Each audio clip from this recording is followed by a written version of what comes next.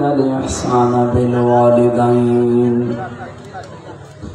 ونشهد أن لا إله إلا الله وحده لا شريك له وأشهد أن محمدا عبده ورسوله سيد الكونين صلى الله عليه وعلى آله وأصحابه وأتباعه أجمعين ليلا ونهارا في الطرفين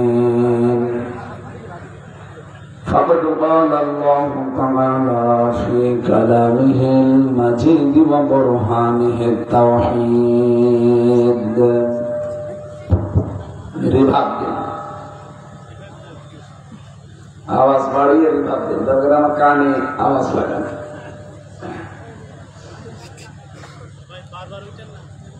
أعوذ بالله من الشيطان الرجيم بسم الله الرحمن الرحيم ووجدك ضالا فهدى صدقت يا ربنا. عن أبي ذر رضي الله تعالى عنه قال قال سمعت رسول الله صلى الله عليه وسلم من ادعى ما ليس له فليس منا وليتبوأ مقعده من النار. رواه مسلم.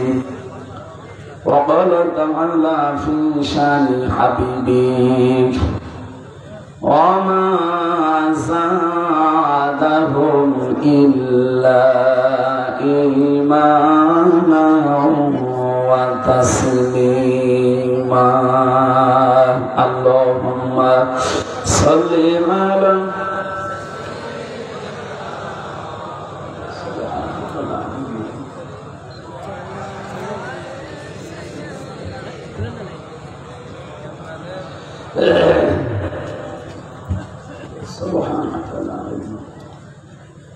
পেছনের এই লোকজনের ডিস্টার্ব হচ্ছে না এখানে?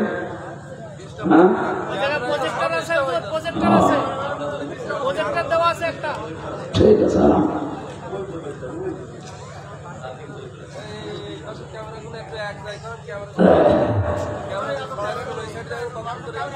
বাংলাদেশের ঐতিহ্যবাহী জেলা, আমরা সারা দেশের মানুষ জানি এটা দ্বিতীয় ফিলিস্তিন, সাতক্ষীরা। 15.5 বছরের উপরে যে অত্যাচার, জুলুম, নির্যাতন গেছে, এমনকি বুলডোজার দিয়ে অনেকের বাড়িঘর পর্যন্ত ভেঙে ফেলা হয়েছে। আল্লাহ ওইটা যেন 2025 সালের 5 ফেব্রুয়ারি ওটা উল্টিয়ে এই দেশে আবার নাজিল করেছিলেন। আযাবুল বুলডোজার, আযাবুল বুলডোজারের সাতক্ষীরায় আসে না? 32 নাম্বার থেকে শুরু করে সারা দেশে যত নাম্বার ছিল অনেকের নাম্বার 33 বানিয়ে ফেলেছে। সাতক্ষীরার এই মাটি, পৃথিবীতে মানুষ এখন বিভিন্ন দেশে, বাংলাদেশ সাতক্ষীরা এই জেলার নাম শুনলে বলে এটা দ্বিতীয় ফিলিস্তিন। যদিও আমরা ভারাক্রান্ত হৃদয় নিয়ে আপনাদের সামনে এখন বসেছি। ফিলিস্তিনের গাজা এবং রাফার যে অবস্থা, আল্লাহ যেন তাদের জন্য হাম এবং নাসের হয়ে যান, বলেন আমিন। এটা সদর থানা মনে হয় না? ভমরা স্থল বন্ধ, ভমরা পশ্চিম পাড়া কবরস্থান সংলগ্ন বাইতুল ফালা জামে মসজিদের উদ্যোগে মহাবিশ্বের মহাবিশ্বয় আমাদের মালিক, আমাদের মনিব মহান রব্বুল ইজ্জাত ওয়াল জালালের মুখের পবিত্র বাণী কোরআন কারীম,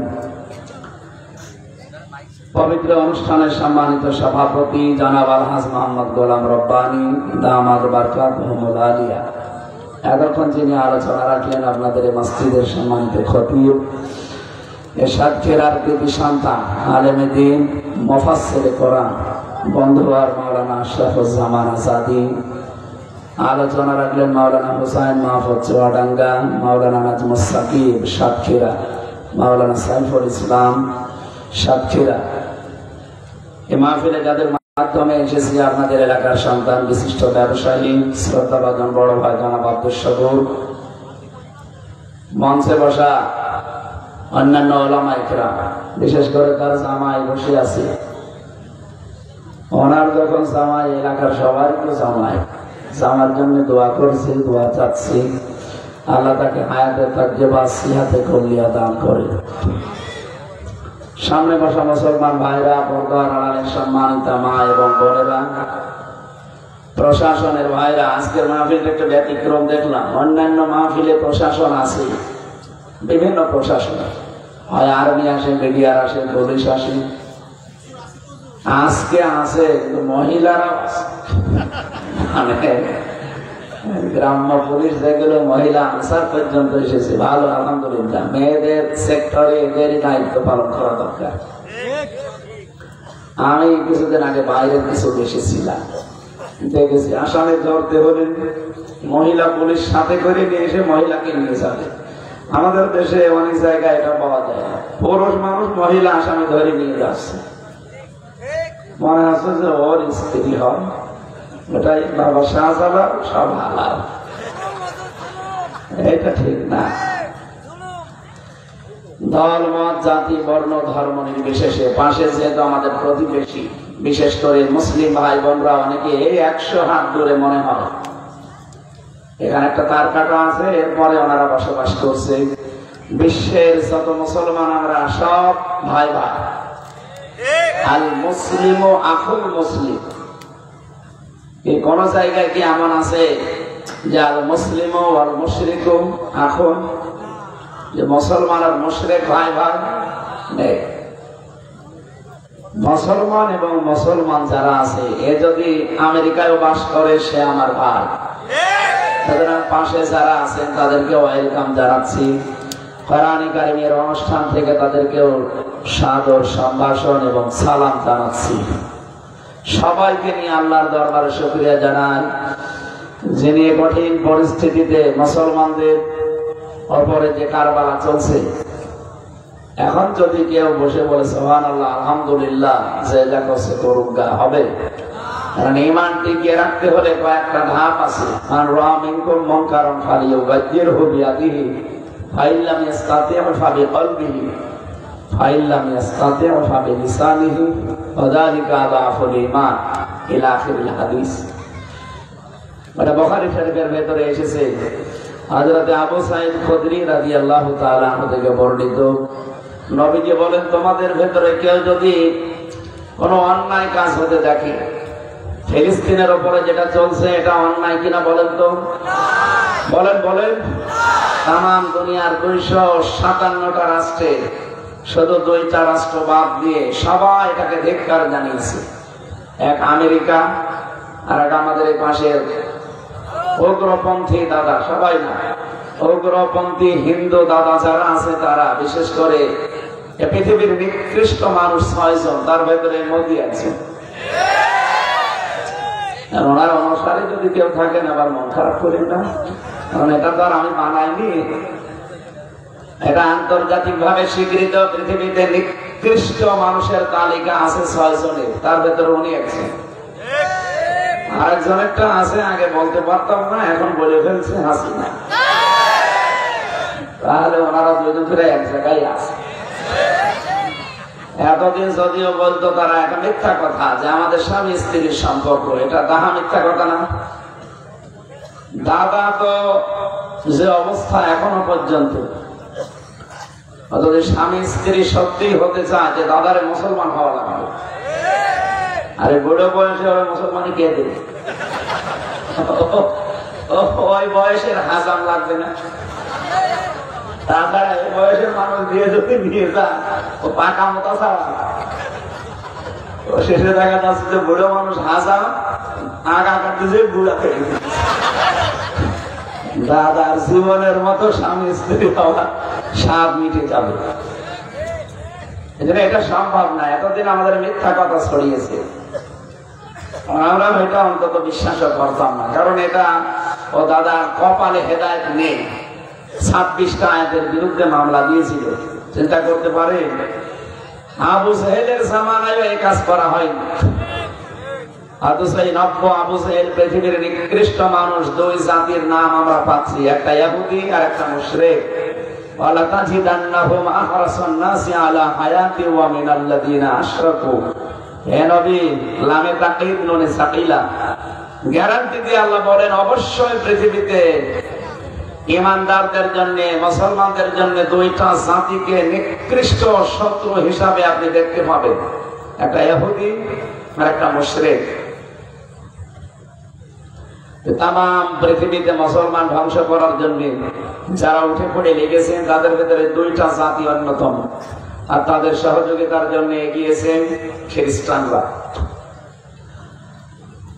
এই কঠিন মুহূর্তে তাম দুনিয়ার মুসলমানেরা যারা ঈমান বাঁচানোর তাগিদে প্রতিবাদ করছে, তোমাদের ভেতরে কেউ যদি দেখে কোনো অন্যায় কাজ, মানবতা বিরোধী কাজ, শরীয়ত বিরোধী কাজ, ফালিও বাজ্যুরহু বিয়াদিহি, সে যেন অবশ্যই সেটা বন্ধ করে দেয় তার হাত দিয়ে।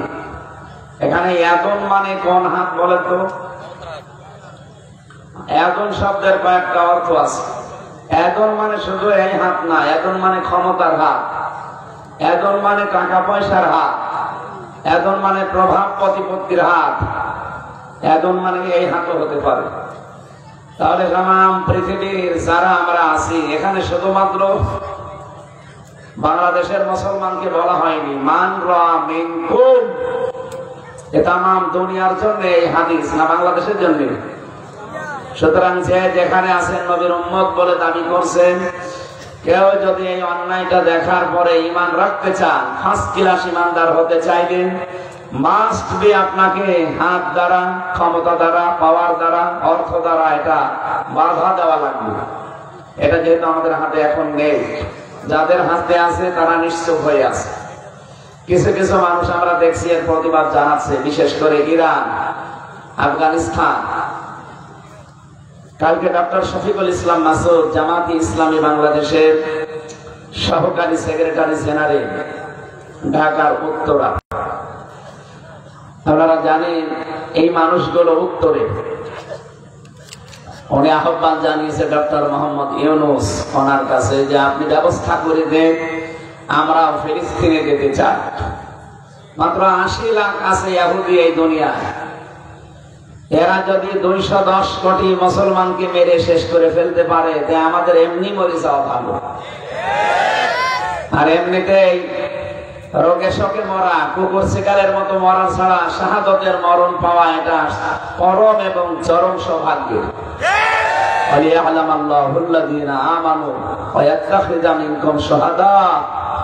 তোমাদের ভেতরে যার ঈমান আছে আর যার কাজ কারবার আল্লাহর ভালো লাগে, তাকে আল্লাহ সাধারণ ভাবে মরণ দেয় না, দেয় শাহাদতের মরণ।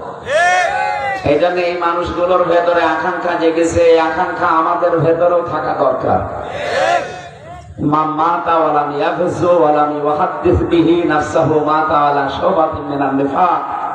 মুসলিম শরীফের হাদিস, নবীজি বলেন যে লোকটা মরে গেল, কিন্তু তার মনের ভেতরে যদি এই কামনা বাসনা না থাকে যে আমি জিহাদ করব, শহীদ হব, সে যেন মুনাফিক হয়ে মরে গেল। এই আকাঙ্ক্ষা যখন ওনারা পেশ করছে, আমাদের মনে হয় আফগানিস্তান সরাসরি দাঁড়িয়েছে, তাদের তার এই ক্ষমতা নেই।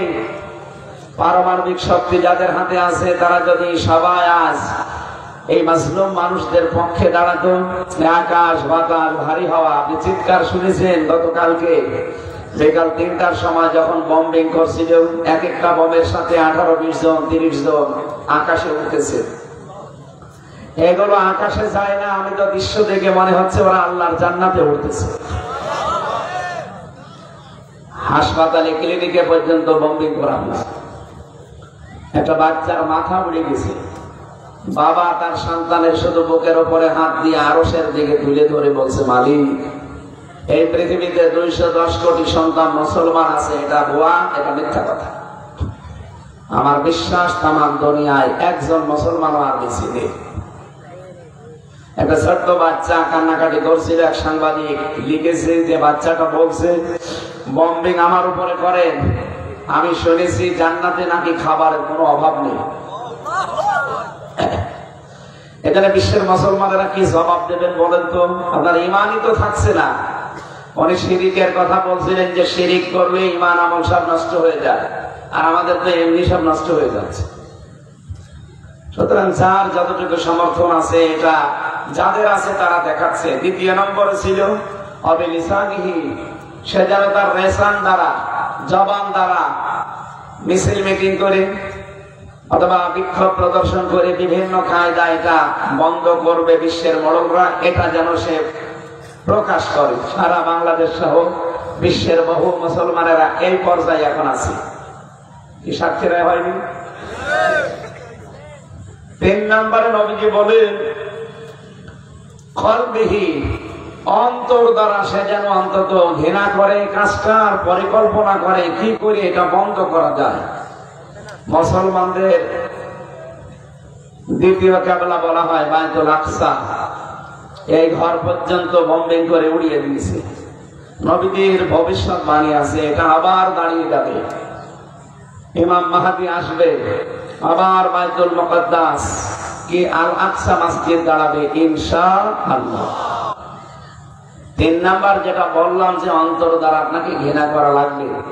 আমরা বাস্তবে দেখতে পাচ্ছি বাংলাদেশ সহ বিশ্বে বহু নামধারী মুসলমান যারা যে ঘোমটা দিয়ে থাকে, এই মানুষগুলো এখনো পর্যন্ত ফিলিস্তিনের পক্ষে কথা বলে না। ওরা ফিলিস্তিনের মানুষের দোষ দেয় যে ওদের এত বোঝার দরকার কি। সরাসরি আপনার বাড়ি থেকে এসে গরু খুলি দিয়ে চলে যাবে, আপনি কিছু বলতে পারবেন না। একটা কথা হলো, যারা এই ঘন্টাধারী মানুষ, আমি নাম নিলাম না, আপনার ইমান আছে, আপনি টের পাচ্ছেন? পরিকল্পনা তো আপনার নেই, আপনি ঘৃণাও করতে পারেন না মন দিয়ে। আদাফুল ঈমান, নবীজি বলেন এটা ঈমানের সর্বনিম্ন স্তর। এটাও যদি কারো না থাকে তার ঈমান নেই। কি কথা বললেন না? এখন ঘৃণা মানে কি? বাংলাদেশ, ভারত আর পাকিস্তান এই সমস্ত দেশের মানুষ ঘৃণা মানে মনে করে যা, এরকম না। ঘৃণা মানে পরিকল্পনা করা লাগবে আপনার অন্তর দ্বারা। ঘরের ভেতরে চোর ঢুকেছে, সে যা পাচ্ছে সব নিচ্ছে। আজকে একটা দৃশ্য দেখলাম বিভিন্ন প্রতিষ্ঠানে, অনেকে ফিলিস্তিনের পক্ষে আছে এই কথা বলে দোকানের মাল পত্র সব লুট করছে। এটা আপনি ফিলিস্তিনের পক্ষে আছেন না ফিলিস্তিনের বিপক্ষে গেলেন? আমি যে হাদিস পড়লাম না একটা, হযরতে আবু যর রাদিয়াল্লাহু তাআলা আনহু থেকে বর্ণিত, তিনি বলেন আমি নবীজির কাছে শুনেছি মানে দাহা মা লাইসা লাহু ফালাইসা মিন্না। পৃথিবীতে যেটার অধিকার তোমার নেই, তুমি যদি ওই জিনিস নিজের দখলে নিয়ে নাও, বিশ্বনবী 1 নম্বরে বলেন সে আমার উম্মতের ভেতরে আর নেই। সুতরাং আজকে ফিলিস্তিনের পক্ষে আছে এই কথা বলে সারা বাংলাদেশের বিভিন্ন প্রতিষ্ঠানে যারা লুটপাট চালিয়েছেন, চুরি করেছেন, দখলদারি করেছেন, নিজেদের দখলে নিয়েছেন, আল্লাহর কসম আপনি নামাজ পড়তে পারেন, রোজা রাখতে পারেন, হজ করতে পারেন, মুসলমান নাম নিতে পারেন, আপনি আর মুসলমান নেই। আমার কথার অর্থ বোঝেন? এই কাজটা করে কারা দুর্বিসন্ধি করছে এই দেশটাকে ফিলিস্তিন বানানোর জন্য? কারণ যারা দায়িত্বে আছে বিশ্বে, এরা কি মানুষ নাকি? ট্রাম্পের মতো একটা মাতাল পৃথিবী চালাচ্ছে। 236 বছর চলছে। তাম দুনিয়ার মানুষকে যারা সবক দেয়,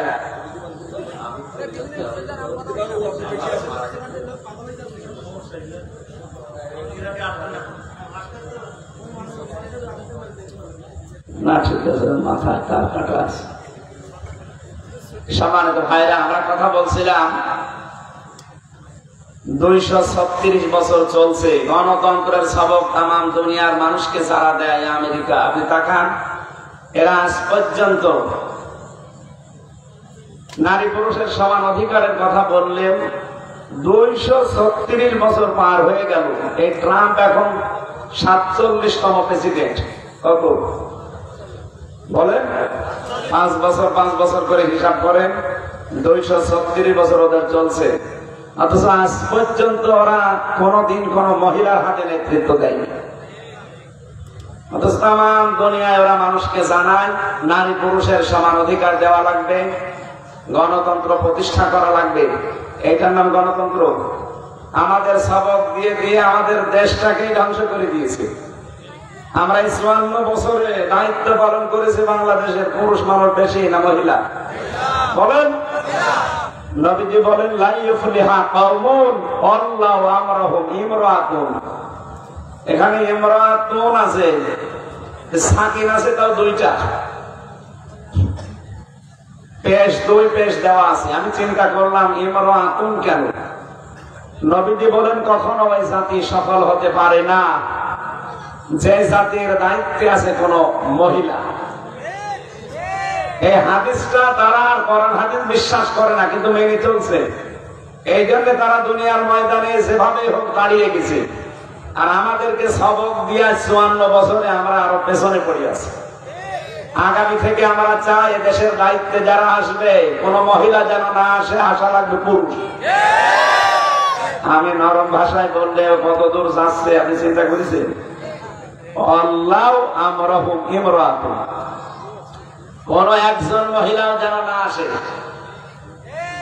যেখানেই হোক দায়িত্বে থাকবে কারা?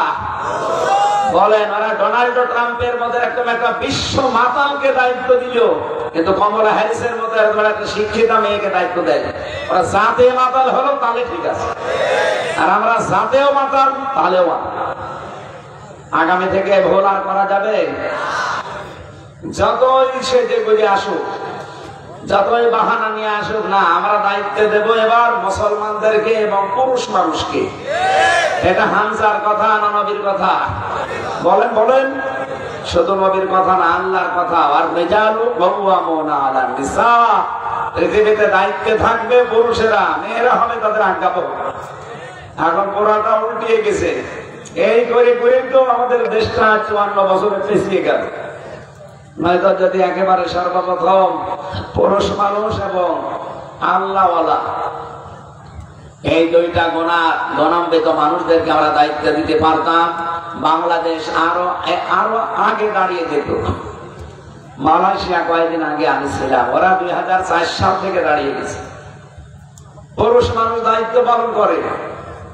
আমি কয়েকটা প্রদেশে ঘুরেছি মালয়েশিয়া। একটা জিনিস আমার কাছে ক্লিয়ার, পরিষ্কার, খাদ্যে যদি ভেজাল পায়, কোন খাবারে ঔষধ দিয়েছেন, বিষ দিয়েছেন, ফরমালিন দিয়েছেন, যদি ধরা পড়ে কোনো বিচার নেই, সঙ্গে সঙ্গে মেরে ফেলবে। আমার মনে হয় বাংলাদেশে রাজশাহীর বাগমারার একটা সন্তান, আমাদের কুষ্টিয়া বিশ্ববিদ্যালয়ের বড় ভাই, ওনার নাম হচ্ছে আব্দুল জব্বার মন্ডল। নাম শোনেননি? আপনারা যারা মিডিয়া জগতে আছেন তারা দেখেছেন। ঢাকার মতো জায়গায় একজন মানুষই পরিবর্তন করে ফেলেছে।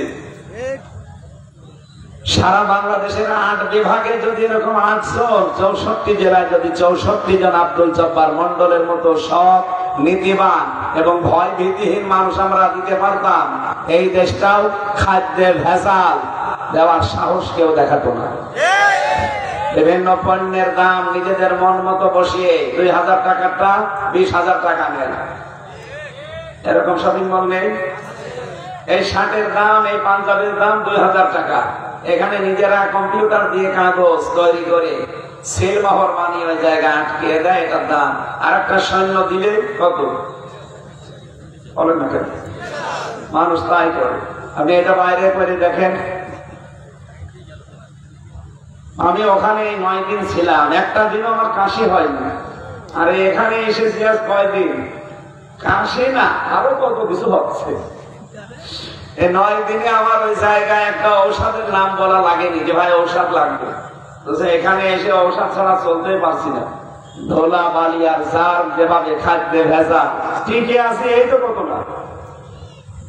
তা আমরা যে হাদিস পড়েছিলাম, অন্যায় দেখলে মাস্ট বি আপনাকে বাধা দেওয়া লাগবে, হাতের দ্বারা, ক্ষমতার দ্বারা, পাওয়ারের দ্বারা, শক্তির দ্বারা, টাকা পয়সার দ্বারা, যার যা আছে। যদি না পারেন, শুধুমাত্র ফিলিস্তিনের কথা বলছি না, সেখানে অন্যায় দেখবেন, বাধা দেওয়ার জন্য কি বলেন? এ হাত কি শুধু এই হাত? কথা বুঝতেছেন আপনারা? দুই নম্বরে যদি না পারা যায়, আপনার কাছে মুখ আছে, আপনার কাছে মানববন্ধন করার জিনিসপত্র আছে, প্রতিবাদ করার মতো পত্রিকা আছে, মিডিয়া আছে, এটার মাধ্যমে করবেন, যেটা সারা পৃথিবীতে মুসলমানেরা দ্বিতীয় পর্যায়ে আছে। এটা যদি কেউ না পারে, অন্তর দ্বারা ঘৃণা করবেন আর মনে মনে পরিকল্পনা করবেন কি করে এটা বন্ধ করা যায়। চোর ঢুকে একটা একটা করে সব জিনিসপত্র নিচ্ছে, আপনি দেখতেছেন।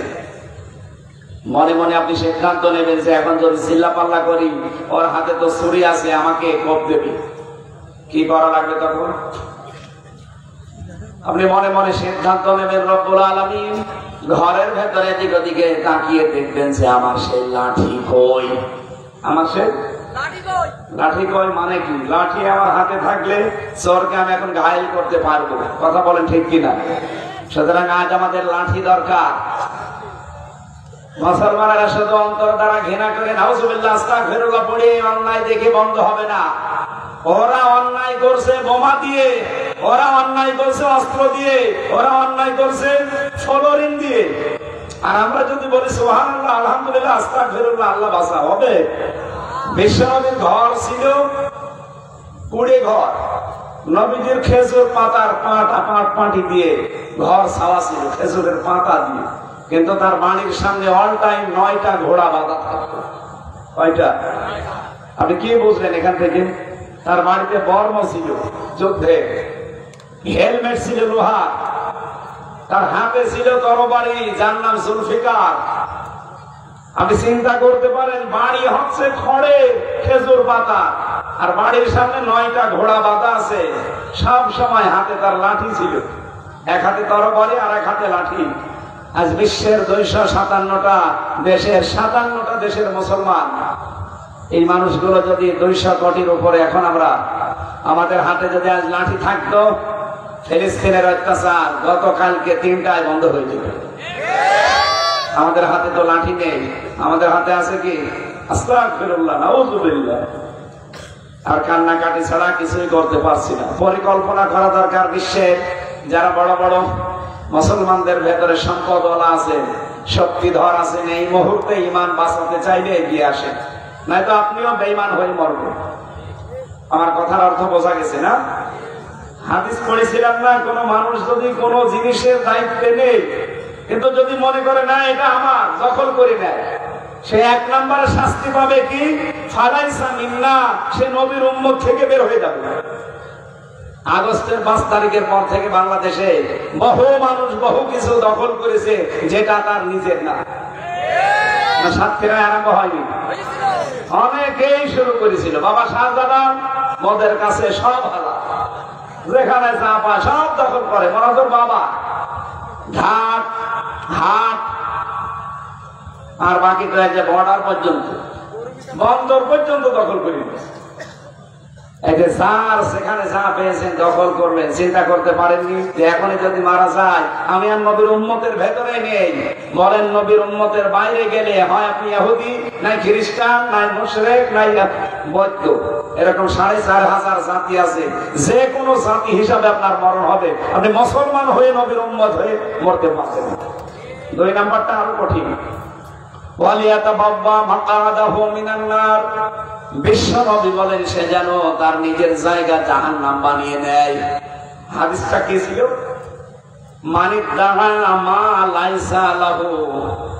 যে ব্যক্তি কোন জিনিসের অধিকার নিতে চায়, অথচ সেইটা তার অধিকারে আসার কথা না, জোর করে জবরদস্তি করে দখল করে নিজের আয়ত্তে রাখে।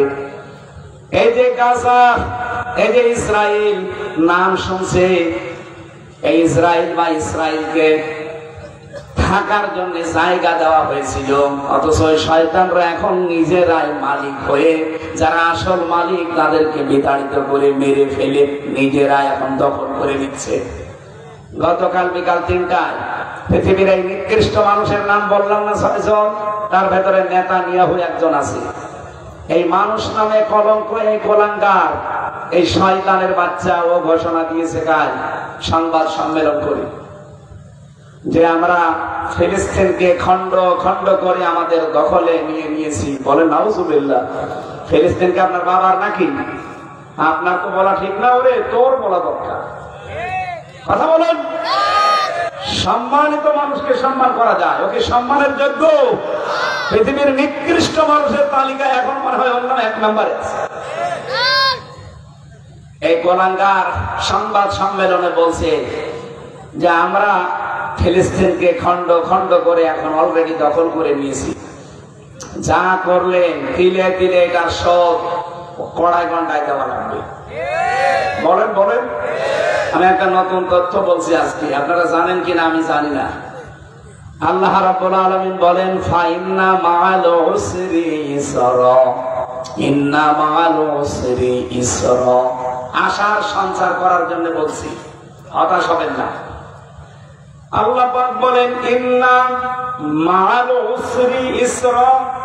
আপনি দেখেন উসরুন শব্দের আগে আলিফ লাম, এর আগে মা, এর আগে আবার ইন্না। এখানে যারা আরবি গ্রামার বসে তাদেরকে জিজ্ঞাসা করছি, উসরুন মানে কষ্ট, দুঃখ। এই উসরুন দেওয়ার আগে আল্লাহ আলিফ লাম দিলেন, তার আগে মা দিলেন কেন? তাফসীরে ফি সিলালিল কোরআন সাইয়্যিদ কুতুব রাহমাতুল্লাহ আলাইহি লিখেছেন, খুব ভালো করে খেয়াল করে শুনেন। আমি গতানুগতিক কথা বলছি না। রব্বুল আলামিন এখানে জানাতে চেয়েছেন পৃথিবীর মানুষেরা কেউ যদি দুনিয়াতে 3টা কারণে একটা কষ্ট সহ্য করো, কয়টা? আপনার কারণ থাকা লাগবে 3টা, কষ্ট কয়টা? বলেন বলেন। এই জন্য কষ্ট এ বলার আগে আল্লাহ মারিফা করে দিলেন, নির্দিষ্ট করে দিলেন যে একটা। আপনি যদি একটা কষ্ট দুনিয়ায় ভোগ করেন, ইসরা এটা আবার নাকেরা, অনির্দিষ্ট, এর আগে আলিফ লাম দেয়নি। ভালো করে খেয়াল করেন, কে চলে যাচ্ছে আসতে দেখা দরকার, এদিকে খেয়াল করেন। আমি আপনাকে জিজ্ঞাসা করবো এখন, একটা কষ্ট দুনিয়াতে যদি আপনি ভোগ করেন কয়টা কারণে? না হচ্ছে এইভাবে ক্লাস নেওয়া যাবে না। এটা বিশ্ববিদ্যালয়ের ক্লাস চলছে মনে করেন। একটা কষ্ট দুনিয়াতে আপনাকে ভোগ করলে কারণ বললাম কয়টা? আরো জোরে। কষ্ট কয়টা? 4টা।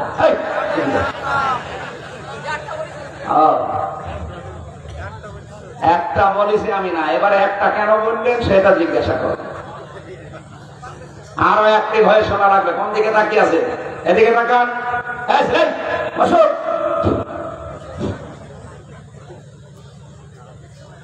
বলেন তো কষ্ট কয়টা? কারণ কয়টা? আপনি যে কোনো কারণে কষ্ট পাবেন, আর পরের ইসরা আল্লাহ দিয়ে দেবে না। কষ্ট পাওয়া লাগবে একটা, 3টা কারণে। আর কষ্ট যদি আপনি একটাও পান, এই পৃথিবী আর আখেরাত মিলে কমপক্ষে 70টা শোক আপনাকে আল্লাহ ভোগ করাবে না। এখনো সুবহানাল্লাহ বলার সময় হয়নি, শেষ করি আগে। আল্লাহ কিন্তু রিপিট করেছেন আয়াতটা 2 বার, সূরা আল নাসর 5 এবং 6 নাম্বার আয়াত। একবার বলে দিলে তো অর্থ হয়ে যেত, দ্বিতীয়বার আবার বললেন কেন? আমি একটা দুইটা না, বহু তাফসীর মিলিয়েছি। সবচাইতে বেশি আমার কাছে বোঝার মতো মনে হয়েছে ফি সিলালিল কোরআন থেকে সাইয়্যিদ কুতুব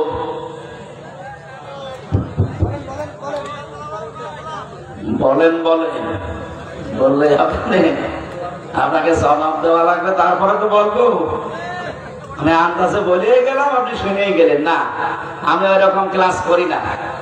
আধা ঘন্টা ক্লাস করবো, দরকার হয় ওখান থেকে 10টা শিক্ষা নিয়ে বাড়ি যাবো। পড়তেছে কোন ছাত্র? 1-1.5 ঘন্টা বসে থাকতে পারো না? বিয়ে দিলে বউ টেকবে ওর? যা এবার চলে যা। আর এখানে কত মেয়ের বাপ বসে আছে জানেন আপনি? চলে যাচ্ছেন মানে। আমি যে পর্যন্ত বললাম এ পর্যন্ত বুঝেছেন কিনা বলেন তো?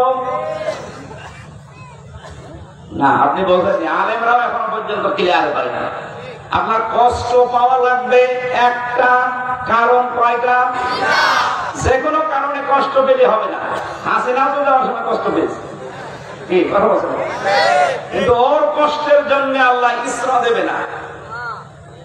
কষ্ট পাওয়া লাগবে কয়টা কারণে বলেন? এক নম্বরে যদি আপনি আল্লাহর জন্য কষ্ট পান, দুই নম্বরে যদি রাসূলুল্লাহর জন্য কষ্ট পান, তিন নম্বরে যদি মানবতার জন্য কষ্ট পান, এই তিন কারণে যদি কেউ দুনিয়াতে কষ্ট পায়, কষ্ট কয়টা? আরো জোরে। এখানে কষ্টের আগে দেখবেন মারা, এর আগে আলিফ লাম নির্দিষ্ট করে আল্লাহ জানাতে চেয়েছেন, এক একটা কষ্টের জন্য আমি আল্লাহ গ্যারান্টি দিলাম ইসরা। এটা আর মারেফানা, এটা নাকিরা। তাফসীরে ফি জিলালিল কোরআন উনি লিখেছেন, একটা কষ্টের কারণে ৭০টা সুখ আপনাকে আল্লাহ ভোগ করাবে। এই বাংলাদেশে আমরা আজ ৫৪ বছরে, বিশেষ করে ১৫.৫ বছরে যারা কষ্ট পেয়েছি আল্লাহর জন্য, রাসূলুল্লাহর জন্য, মানবতার জন্য, এক একটা কষ্টের জন্য সুখ ভোগ করাবে আল্লাহ কয়টা? এখানে কি আওয়ামী লীগ চলে আসলো নাকি? এটা তো বন্ধ হওয়ার কথা না। ভারতের কারেন্ট না, এইভাবে করে তো বুঝে যাবে। আমার এখন কিছু গুরুত্বপূর্ণ তথ্য সামনে আসবে, আর আপনার ডিস্টার্ব করলে কিভাবে বোঝাবো? আর আমি বলি গেলে হবে তাড়াতাড়ি করবে।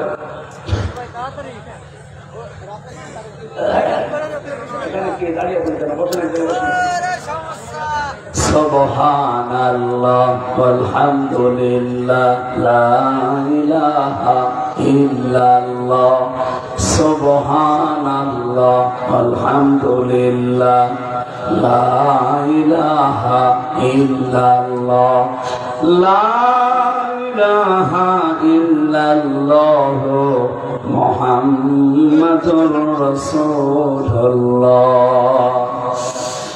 সাতক্ষীরাবাসী, আমি আবার রিপিট করছি, কারণ এটা আজকে থেকে বাড়িতে নিয়েছে আনন্দ করা লাগবে। সিস্টেম আপনি পরের আয়াতে দেখেন, পৃথিবীতে কেউ যদি অবৈধ ভাবে একটা সুখ ভোগ করে, কয়টা? আপনি শব্দের দিকে খেয়াল করে মিলাবেন। আপনি যদি অবৈধ ভাবে একটা সুখ ভোগ করেন, কমপক্ষে ৭০টা দুঃখ আপনাকে আল্লাহ ভোগ করাবে। সুখ কয়টা? বলেন বলেন। কিভাবে?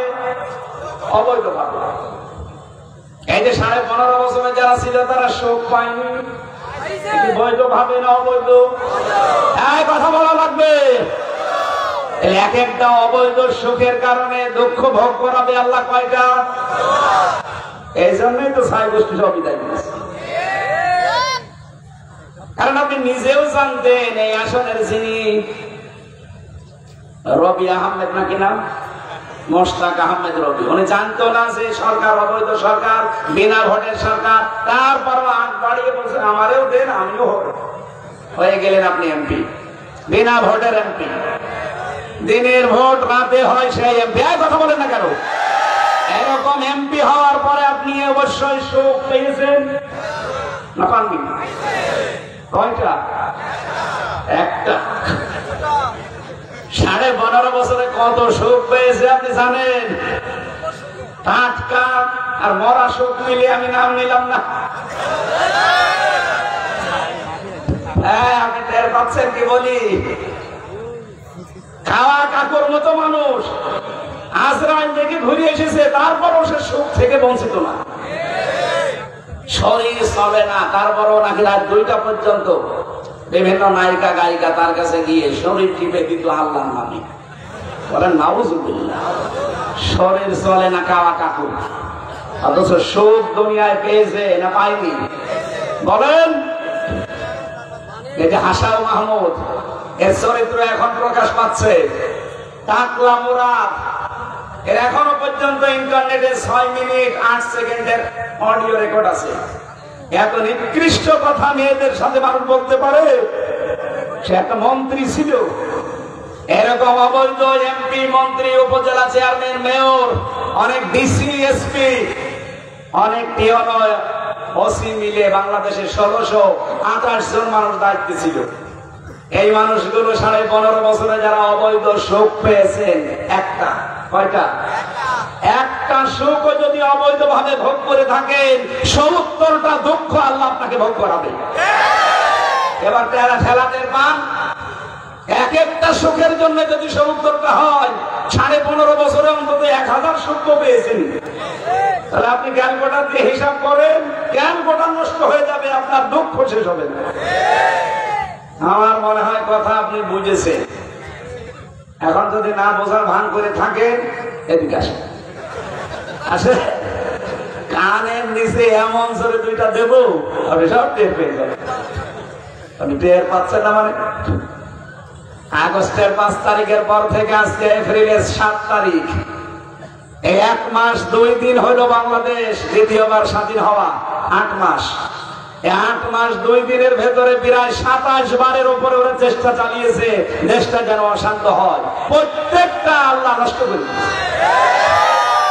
কারণ তারা যে অবৈধ সুখ ভোগ করেছে তার জন্য দুনিয়া আখিরাত মিলে তাদের এক একটা সুখে ৭০টা দুঃখ ভোগ করা লাগবে। তারপরে অন্য কথা, এই জন্য তো হতাশ হয়ে গেছে যে না আর মনে হয় হবে না। কিছুদিন পরে পরে শয়তান ধোঁকা দেয়, শয়তান নাড়াচাড়া দেয় আর বলে আমি চট করে চলে আসি। তারপরে যে দেখে যে না এই দেশের মানুষ এখনো সোচ্চার আছে, বলে না পরে। এই পরে পরে করতে করতে দেখবেন হঠাৎ করে পটল তুলিস, আর পটল তুললে শেষ। কি কথা বলেন? রাজা আরো বাড়বে। এবার আসেন তো মূল কথায়। এই যে যারা পরকীয়া প্রেম করেন এটাও তো একটা সুখ। এখানে একজন এই এলাকায় কি এসব নেই?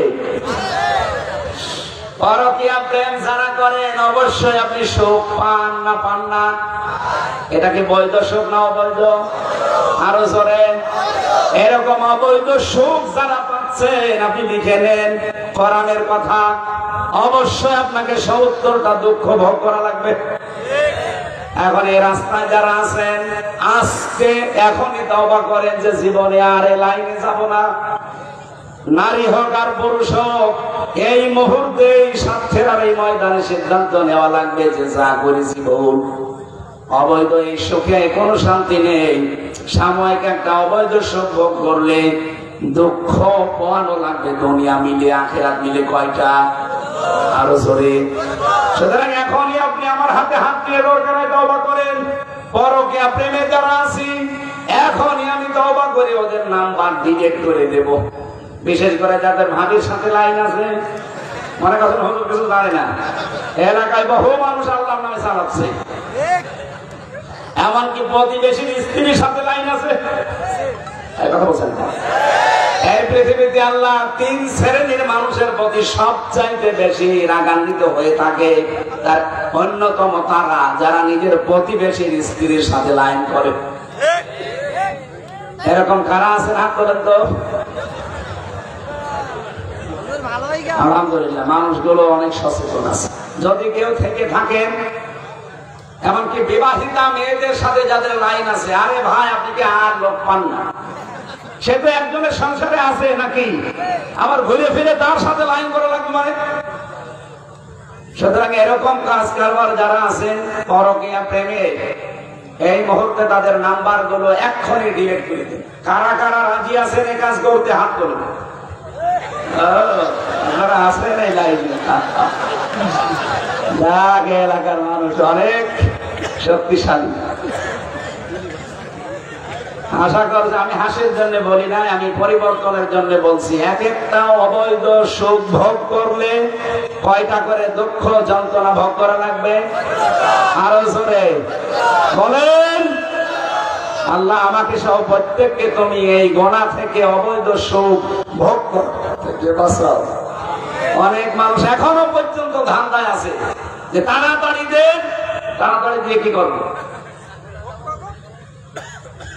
আপনি যে তাড়াতাড়ি দিতে চান, এখনই যদি আবার দিয়ে দেয় সংস্কার না করে, ও যারা আছে তারা তো আবার দিনের ভোট রাতে করবে। কে কথা বলেন? আর দিনের ভোট রাতে করলে কি শোকটা অবৈধ হবে না বৈধ হবে? আমরা শোক পেতে চাই কিন্তু বৈধ ভাবে। এই জন্য বাংলাদেশ জামাত ইসলামীর কোন এমপি যারা দাঁড়াবে 300 জন, একজনও বলেছে যে এখনই নির্বাচন দেন না। তারা নির্বাচন চায়, কিন্তু বলছে না, সংস্কার করবে। কারণ আমরা সুখ পাবো, শান্তি পাবো, অবৈধভাবে সুখ পেতে চাই না। আপনার এই সাতক্ষীরার যতগুলো আসন আছে, বাংলাদেশে অন্য জেলার খবর আমি জানি না, অন্তত সাতক্ষীরা আর কুমিল্লা এই জেলাগুলোতে জামাত ইসলামী বাংলাদেশের যারা দায়িত্বে আছে এরা পাশ করবে, আমি লিখে দিতে পারি। মুহাদ্দিস আব্দুল খালেক, মুহাদ্দিস রবিউল বাশার, অধ্যক্ষ ইজ্জতুল্লাহ, গাজী নজরুল ইসলাম, এই যে 4 জন। আপনি একটা মানুষের মুখে আজ 8.5 মাস চলছে, 8 মাস 2 দিন, শুনেছেন কোনদিন যে এখনই খেয়ে বাঁচি? কেন এরা পাশ করার মতো না? কথা বলছেন না কেন? আপনি অন্যদিকে নিয়ে যাবেন না, নিজের বিবেক দিয়ে প্রশ্ন করে বলেন এরা পাশ করার মতো না? এখানে যে এরা এর আগেও পাশ করেছে অনেকে, তাদের পূর্বপুরুষরা, এ বাংলাদেশ তো দেখেছে। অন্য জেলার খবর বাদ দিলাম, এই জেলায় তো অন্তত তারা চাইতে পারে যে এখনই দেন, আমরা এখনই চেয়ার পাই, কিন্তু তারা বলে না কেন? কারণ সংস্কার হয়নি। ওই 1628 জন মানুষ যারা জালেমকে টিকিয়ে রেখেছিল, এই ভুয়া টিমটা নির্বাচন করেছে, ওই ডিসি, ওই এসপি, ওই পিওনো, ওরা এখন আছে। হয়তো সাতক্ষীরাটা গেছে কুমিল্লায়, কুমিল্লারটা কুষ্টিয়ায়, কুষ্টিয়ারটা কুড়িগ্রাম, জিনিস তো একই, খালি পাল্টিয়েছে জায়গায়। কথা বলে না কেন? ওরা যতদিন পর্যন্ত পাল্টাবে না ততদিন ওরা থাকলে ওই কাজই করবে। আর এটা বলতে গেলে আপনার রাগ হয়। এক লোক বিয়ে করে বাসর রাতে শাশুড়ি দিয়ে বলছে, বৌমা কি করবা আমি জানি না, আমার কিন্তু নাতি চাই। মা আপনি আমার সময় দেবেন না? সময় দেন। ননদ আর দেবর এসে বলছে, ভাবি কি করবা জানি না, আমাদের কিন্তু ভাতিজা চাই। ঠিক আছে। দাদি শাশুড়ি এসে বলছেন, আজ বউ আমার কিন্তু পতি চাই। দাদি আপনারও লজ্জা শরম নেই, আপনি সময় দেবেন না? স্বামী এবার এসে বলছে, আমি ঘুমিয়ে পড়লাম, আমার কিন্তু বেবি চাই। রংটা খুলে ফেলে এবার বলছে, বংশ কিসব পাগলের বংশ। তোমার মা, তোমার ভাই বোন, তোমার দাদি সব এসে বলে কারো ভাতিজা লাগবে, কারো পতি লাগবে, কারো নাতি লাগবে, আর তোমার বেবি লাগবে, আর তুমি পড়ছো ঘুমিয়ে। আমি কি ডাউনলোড করে নিয়ে আসবো? আমি পাবো কোথায়? অন্তত 10 মাস 10 দিন সময় দেওয়া লাগবে না? একটা বছর কেন? আপনি আমারে সময় দেন, আর 10 মাস 10 দিন একটু সময় ব্যয় করেন, অবশ্যই নাতি হবে, পতি হবে, বেবি হবে, ভাতিজা হবে। কথা বলে না কেন? কেবল 8 মাস 2 দিন, 10 মাস 10 দিন হতে এখনো 2 মাস 8 দিন লাগবে। আপনার কি করে হবে? আপনি ঘুমিয়ে পড়ছেন, ওগুলো কি আসমান থেকে আসবে? এই মানুষগুলো তো আছে। এই ডিসি, আইএসপি, সাতক্ষীরার এডিসি এখন নতুন একজন এসেছে, রিমান্ডে আমারে অত্যাচার করেছিল। আমার শরীরে এমন কোন জায়গা নেই, 1 ইঞ্চি জায়গাও নেই। ওরা মানসিক এবং শারীরিক ভাবে টর্চার করে না। অথচ এখনো তারা দায়িত্বে আছে বাংলাদেশের সাতক্ষীরার মতো জায়গায় এসে, আর আপনি বলছেন নির্বাচন দেন। নির্বাচন দিয়ে কি করবো? হয়তো দিনের ভোট আমার হাতে করে ফেলবে। কথার অর্থ বোঝার মতো যোগ্যতা সবার এখানে নেই। আমি উদাহরণটা এমনি দেইনি, এই উদাহরণটা বুঝতে পারলে অবশ্যই আপনিও বাংলাদেশ জামাত ইসলামের মতো আপনিও বলতে বাধ্য হবেন যে না, আগে সংস্কার করেন, এরপরে নির্বাচন। খালি দেন দেন, খাবো খাবো, খেয়ে কি করবেন? ওরাও তো খেয়েছিল, 620টা বাড়ি বানিয়েছে এক শয়তান, ভূমি মন্ত্রী ছিল, একটা বাড়িতেও থাকতে পারে না। কয়েকদিন আগে মালয়েশিয়া যেয়ে দেখি যে হোটেলে উঠেছি, মেসে বসে বসে চা খাচ্ছি। কি গো হুজুর, আমরা আগেই পালিয়েছি। আগে পালাবেন কেন? 620টা বাড়ি বানান, এখানেও সাহেব পাড়া বানিয়েছেন, কিন্তু তালা লাগানো, যেতে পারে না। ওখানে যে মায়ের খাবো, বাংলাদেশের 20 লাখ মানুষ এখানে থাকে, পিটিয়ে ভর্তা পানি খায়। সিঙ্গাপুর, মালয়েশিয়া, থাইল্যান্ড, ইন্দোনেশিয়া, এরপরে বাহরাইন, কাতার, আমেরিকা, কতগুলো জায়গা যেখানে যায় সেখানে দেখি শয়তানরা বসে আছে।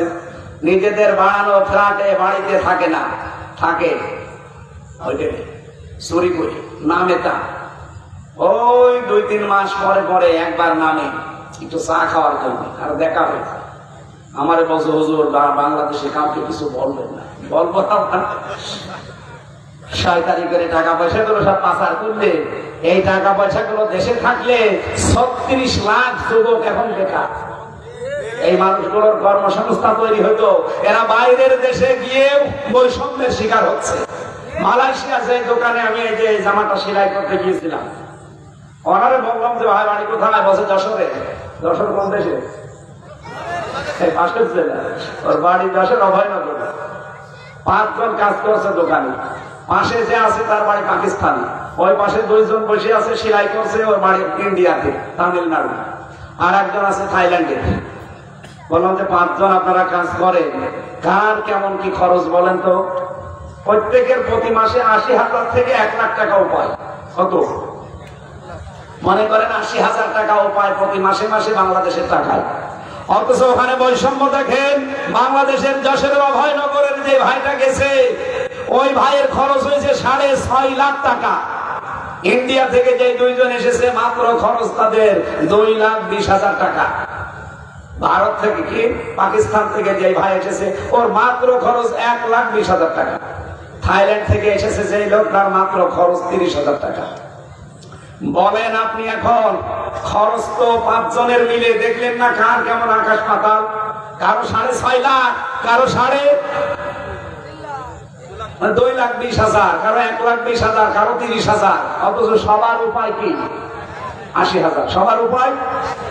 আমি বললাম এত বৈষম্য টাকাগুলো, বসে এই টাকাগুলো সালমান এফ রহমান ওই দরবেশ, আর হাসিনা ছোট বোন রেহেনা, আর একজন এমপির নাম বলল নুরি আলম, এই 3 জন মিলে এই টাকাগুলো নেন। বাংলাদেশ থেকে বিশ্বের বিভিন্ন দেশে যারা যায় 2 লাখ খরচ হয়, আর 6 লাখ ওরা মেরে খায়। এই টাকাগুলো নিয়ে কেউ বেগম পাড়া বানিয়েছে, কেউ সাহেব পাড়া বানিয়েছে।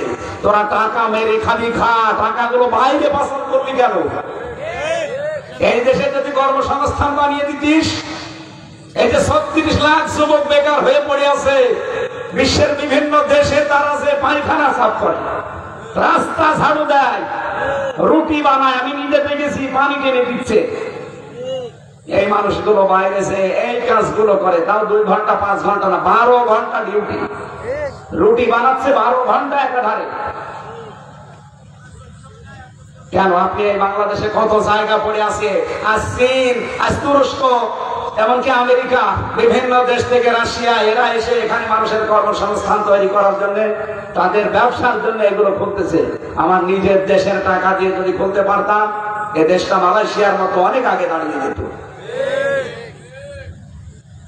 আমি কি বেশি বলে ফেলেছি? একটাও বেশি হয়নি। যা বলেছি সব পড়িয়ে দেখে, এই চোখ দিয়ে দেখা। এই জন্য আমরা বারবার বলছি, আগামীতে যারা আসবে খাও খাও বন্ধ করে, খালি খাবো খাবো করেন কেন? কি করবেন খেয়ে? ওরা যদি এই খাও খাও বন্ধ করে নিজেরা এই কাজ কারবার গুলো দেশে করতো, ওদেরকে মরণের আগে কেউ নামাতে পারতো না। সব জায়গায় বৈষম্য তৈরি করে রেখেছিল। আল্লাহ রাব্বুল আলামিনের যে আয়াত আমরা পড়েছি, সূরা দোহার 7 নম্বর আয়াত, আমি তাফসীর আকারে কথা বলবো এখান থেকে। আপনারা বিরক্ত হয়ে যাচ্ছেন না তো?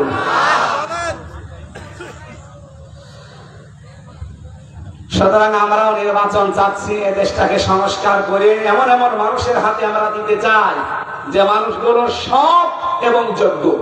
সৎ বলেন, শুধু সৎ দেখলে হবে না, লোকটাকে যোগ্য হওয়া লাগবে। আমি ওপেন বলছি, বাংলাদেশ জামাত ইসলামীতে আমি যোগ দিয়েছি, আমি করি এই কারণে, কারণ আমি দেখি এই দেশ চালানোর মতো সৎ এবং যোগ্যতা সম্পন্ন সব সেক্টরে তাদের মানুষ আছে। আপনি এর চাইতে উন্নত কোন দল সব সেক্টরে কাজ করতে পারে, যোগ্যতা সম্পন্ন, আপনি দেখান, আমি এক্ষুনি চলে যাবো। কথা বলেন না কেন? আমি পাইনি, এই জন্য আমি চাইনি। আমি যা পেয়েছি দেখে শুনে বুঝে, আমি তো আর আপনার মতো আন্দাজে হাঁ করে চলতে পারি না। আমি কোরআনের উপরে অনার্স মাস্টার্স করেছি কি হাওয়া খেয়ে। আমি বুঝতেছি না যে কোরআন কি বলে। ওয়াদাল্লাহুল্লাযীনা আমানু মিনকুম ওয়া আমিলুস সালিহাত লা ইস্তাখলিফান্নাহুম ফিল আরদ কামা ইস্তাখলাফাল্লাযীনা মিন ক্বাবলিহিম। সূরা নূরের 55 নম্বর আয়াত। আল্লাহ তাআলা বলেন, আল্লাহ ওয়াদা করছেন তোমাদের ভেতরে যারা ঈমান আনবেন আর আমলে সালেহ করবে। সালেহ মানে কি? এখানে সালেহ ব্যাখ্যা হয়তো অনেকে নেক বলবে না। সালেহ মানে যোগ্য, শুধু নেক না, আপনাকে ঈমান আনার পরে যোগ্যতা সম্পন্ন হওয়া লাগবে। এই বাংলাদেশে এটা আমি সবচেয়ে বেশি পেয়েছি জামাত, শিবির আর ছাত্রী সংস্থার ভেতরে। আপনি এখন চ্যালেঞ্জ দেন। অনেক মানুষ রাজনীতি করে আখের গোছানোর জন্য, খালি খাবো খাবো এই ধান্দায়। কিন্তু এই যাদের নাম বললাম, এদের ভেতরে যদি এই চরিত্র পান, আপনি একটা দেখান, আমি এক্ষণ অবাক করে চলে আসবো। আপনি রাগ না করে নিজের বাস্তবতায় মিলান। আপনাদের তো সাথীরা নিজে পরিচিত, মাওলানা রিয়াসাত আলী আশা শুনি না, আমি নিজে গিয়েছিলাম। তার এক নাতি আমার সাথে পড়তো, এই যে আশরাফ ভাই, আমি মুয়াজ্জিন সাহেব, মুয়াজ্জিন, তার বাড়ি পর্যন্ত আমার মনে হয় এখনো মাটির বাড়ি আর টিনের বাড়ি। সে একজন এমপি, আর বাংলাদেশে এমপি পায় আমরা 620টা বাড়ি। আরে 77 বাড়ি লাগে কয়টা?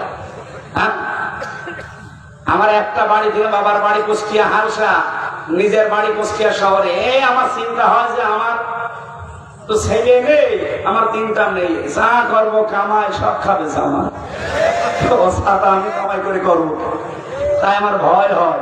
আর ওই সন্তানদের, তারা তো আমার তিনটা ছেলে আছে, জামাই তো অন্তত খাবে। আর ওদের ছেলে নেই, মেয়ে নেই, বাড়ি আছে 620টা, ওর খাবে কি?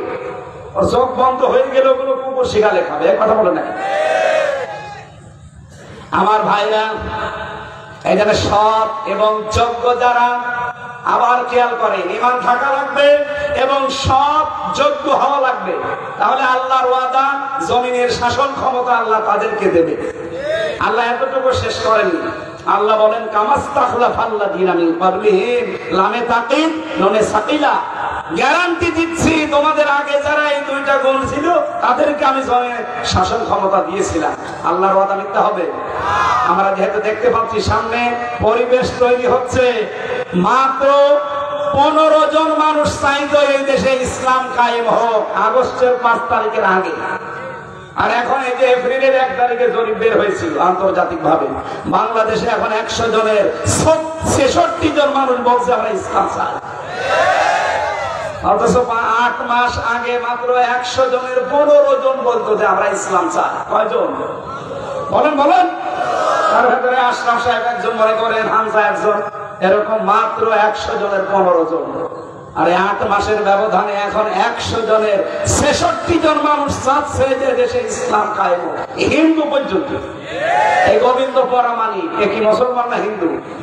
কয়েকদিন আগে স্ট্যাটাস দিয়েছে, সংবাদ সম্মেলন করে বলেছে, এমনকি লাইভ করে বলছে যে বাংলাদেশে যদি ইসলাম আসে আমরা অন্য জাতির লোকেরা সবচাইতে নিরাপদে থাকতে পারি।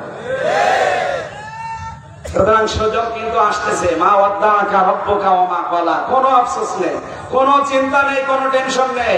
আল্লাহ আমাদের ছেড়েও দেয়নি, আমাদের ত্যাগও করেনি, এমনকি আমাদের উপর আল্লাহ অসন্তুষ্ট না।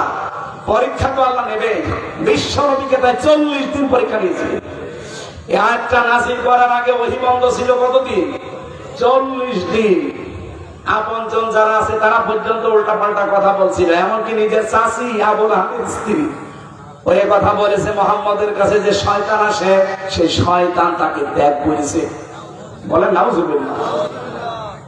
আজ বাংলাদেশের এই 15.5 বছর, এমনকি এই ফিলিস্তিনের দৃশ্য দেখে গতকাল তাসলিমা নাসরিন, এই কোলাঙ্গার মহিলা, কাল স্ট্যাটাস দিয়েছে, কোথায় তোদের আল্লাহ?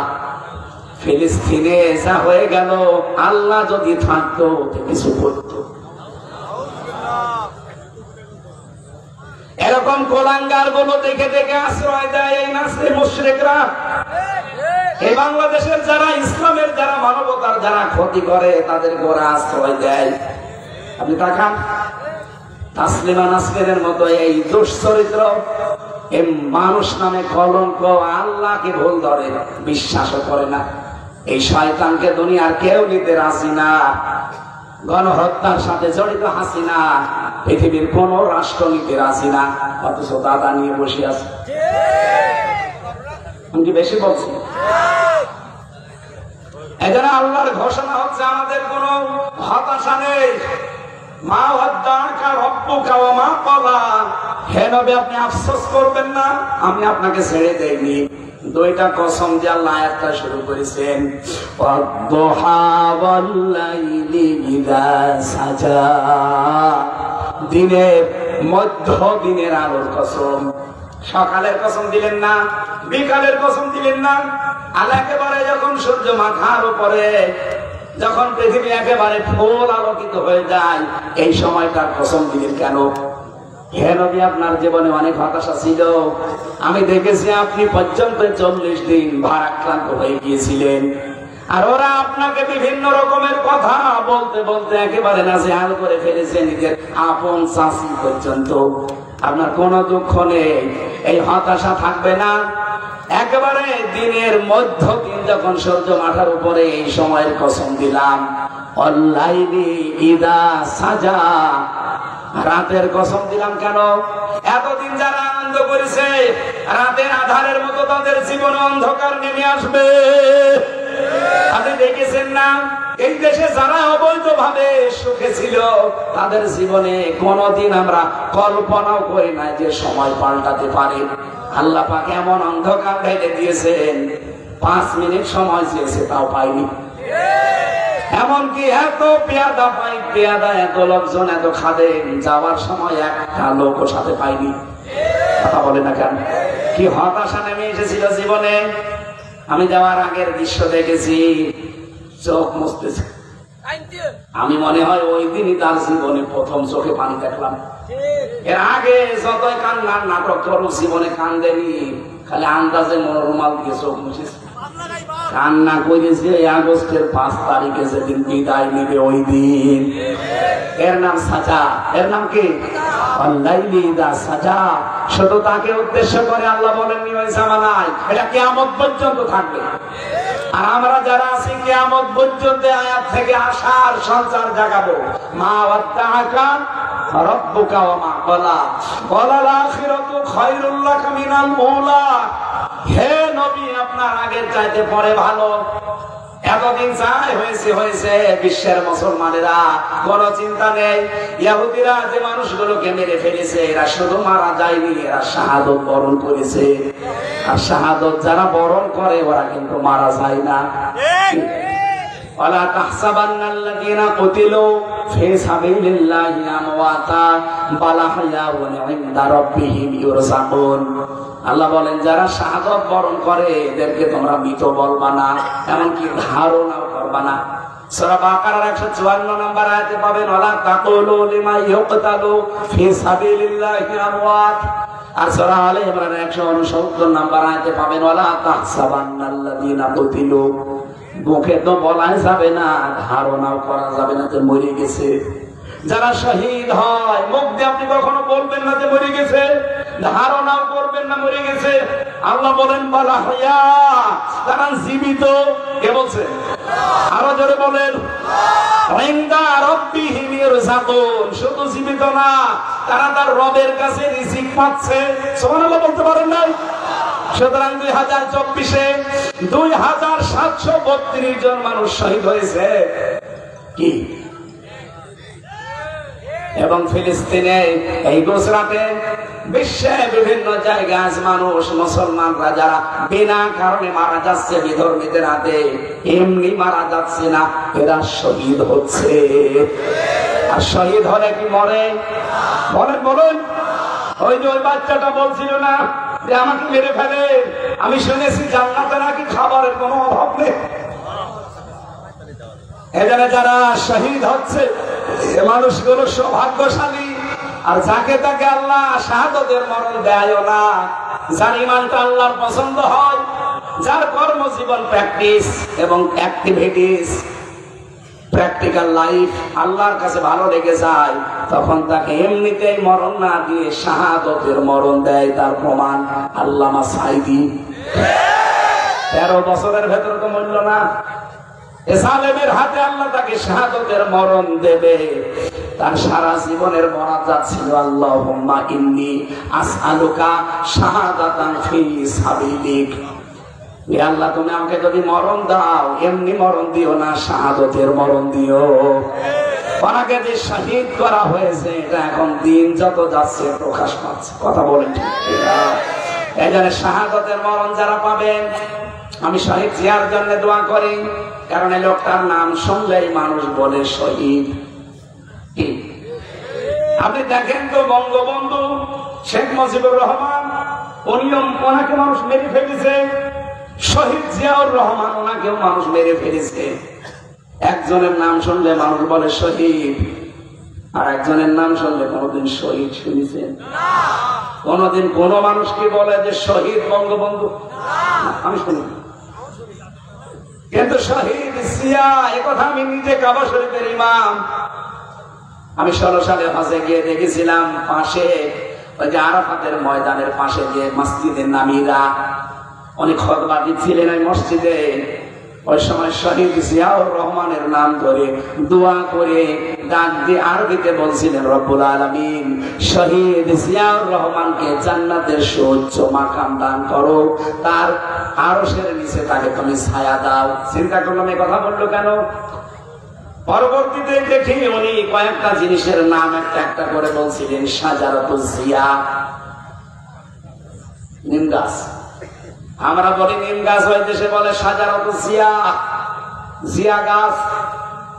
বাংলাদেশ থেকে হাজার হাজার নিম গাছ তিনি প্লেনে করে নিয়ে ওখানে লাগিয়ে দিয়েছিলেন আরাফাতের ময়দানে। লক্ষ লক্ষ হাজিরা ওখানে যায়, ওই ছায়ায় আশ্রয় নেয়। আমি নিজেও ছিলাম।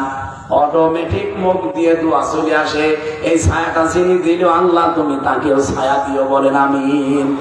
শহীদ জিয়াউর রহমানের জন্য আমি দোয়া করি। কিন্তু তার নাম নিয়ে, তার আদর্শের নাম নিয়ে আজ যারা লুটপাট করে চাঁদাবাজি করে খাবেন, এটা আপনাদের নিজের উপরে বর্তাবে।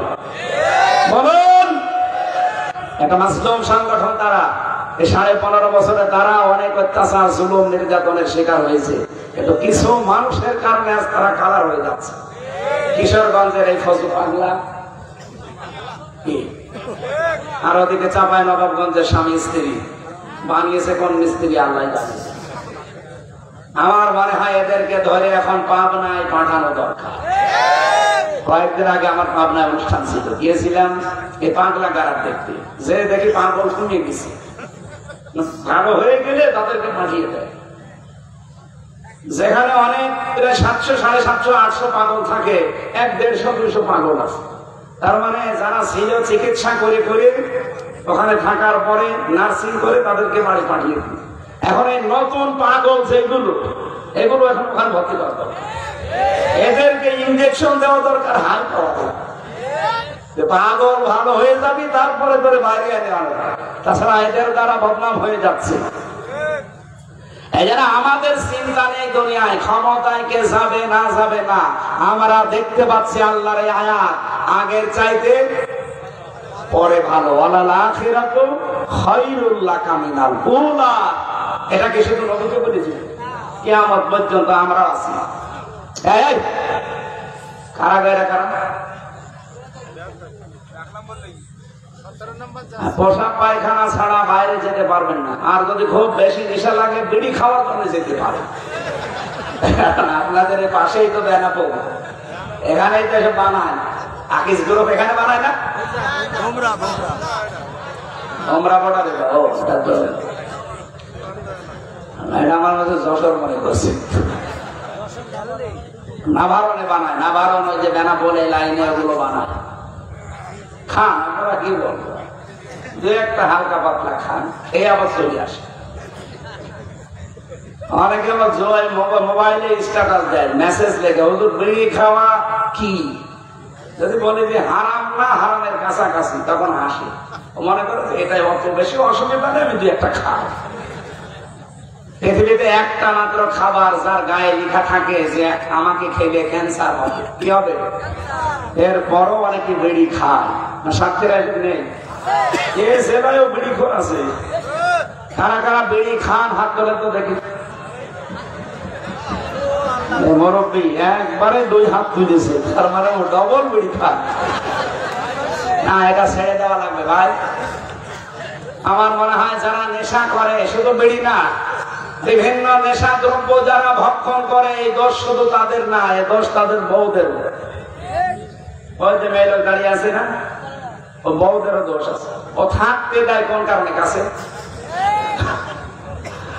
মা বোন যারা এসেছেন, আপনার স্বামী যদি কোনো নেশা খায়, সে বিড়ি হোক, সিগারেট হোক, আর বাকিগুলোর নাম বললাম না, ওই শয়তানরে কাছে থাকতে দেবেন না। ওদের বিছানা আলাদা করে দিলাম, যতদিন ওইটা না ছাড়বে কাছে থাকতে পারবে না, এমনি টাইট হয়ে যায়।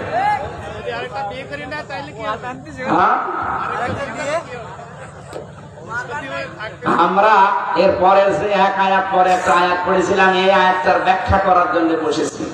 আমি জানি এখানে যারা আছে, এমনকি যারা আপনারা শুনছেন, এই আয়াতের বাংলা যে অর্থ আমি জিজ্ঞাসা করব, যদি বলতে পারেন। আমার বিশ্ববিদ্যালয়ে মাস্টার্সে যখন ভাই ভাই চলছিল, ওই যে ওকেও ভাই ভাই ডেকেছি, ওরা তো 8টা 10টা প্রশ্ন করেছি, আমারে মাত্র একটা প্রশ্ন দিয়েছিল, ওই সেই প্রশ্ন আজকে আছে। আমি জবাব দিয়েছিলাম একেবারে যেভাবে আমি পড়েছিলাম তাফসিরে। অনেকগুলো তাফসিরে আছে একরকম, একটা তাফসিরে আলাদা আছে।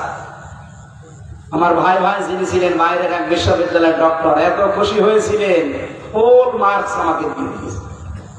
এটা অনেকের ভেতরে আমার মনে হয় মানে সঠিকটা জানা নেই, আজকে আমরা সঠিক জানবো। আল্লাহ পাক বলেন, আলাম ইয়াজিদকা ইয়াতীমান ফাওয়া, কিছু নিয়ামত স্মরণ করাচ্ছি। হে নবী, আপনার আগের চাইতে যেহেতু পরে ভালো হবে, এজন্য দিন যত যাবে সামনে মুসলমানদের হাতে বিশ্ব আসবে। শুধুমাত্র কয়েকটা শর্ত দিয়েছেন আল্লাহ, ওয়ালা তাহিনু ওয়ালা তাহজানু ওয়া আনতুমুল আ'লাউনা ইন কুনতুম মুমিনিন। কোন ভয় নেই, কোন চিন্তা নেই, তোমরা সফল হবে, বিজয় হবে যদি মুমিন হতে পারো। বলেন তো, মুমিন হওয়ার দায়িত্ব কার? আল্লাহ। আল্লাহ মুমিন হবে। বিজয় দেওয়ার দায়িত্ব কার? আরো জোরে বলেন। বিজয় হওয়ার দায়িত্ব আমার না, কারণ বিজয় আমার হাতে। বলেন, আজ বিশ্বে মুসলমানের আবার বিজয় হবে, কারণ আমি কোরআন থেকে পড়েছি, অরাআইতান নাস ইয়াদখুলুনা ফি দীনিল্লাহি আফওয়াজা। নবী, যখন আল্লাহর সাহায্য আসবে তখন আপনি বিজয় দেখতে পাবেন। ইযা জাআ নাসরুল্লাহি ওয়াল ফাত। আর বিজয়ের যে 9টা ধারা আছে, তার প্রথম ধারায় আপনি দেখতে পাবেন দলে দলে পালে পালে মানুষ ইসলামে প্রবেশ করছে। কোথায় 15%, কোথায় 66%, মাত্র 8 মাস। আপনি বছর চাইতে দেন, এই বাংলাদেশে আমার বিশ্বাস কোরআনের আয়াত 100% সত্য। 100 জনের 100 জন মানুষ বলতে বাধ্য হবে, আমরা ইসলামী দেশে চাই। আমরা চাই না, আগামীতে দেখতে চাই আল্লাহর এই কোরআন দিয়ে বাংলাদেশের 58,000 বর্গ মাইল চলছে। কারা কারা এটা দেখতে চান দেখি তো? লিল্লাহি তাকবীর।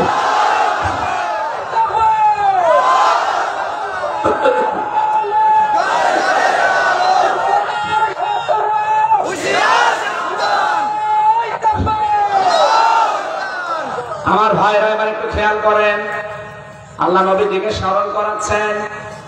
আপনি যদি বিজয় নিজে অর্জন করতে চান, পারবেন না, কারণ বিজয় আপনার হাতে আমি দেইনি। বিজয় কার হাতে?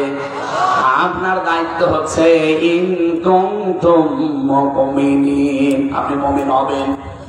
এই নির্দেশটা শুধু মুমিন নবীজিকে আল্লাহ দেয়নি, তামাম দুনিয়ার মুসলমানদেরকে আল্লাহ দিয়েছেন। এজন্য আমরা সামনে যদি বিজয় হতে চাই, 1 নম্বরে আমাদের দায়িত্ব হচ্ছে আমরা মুমিন হব। মুমিন কাকে বলে?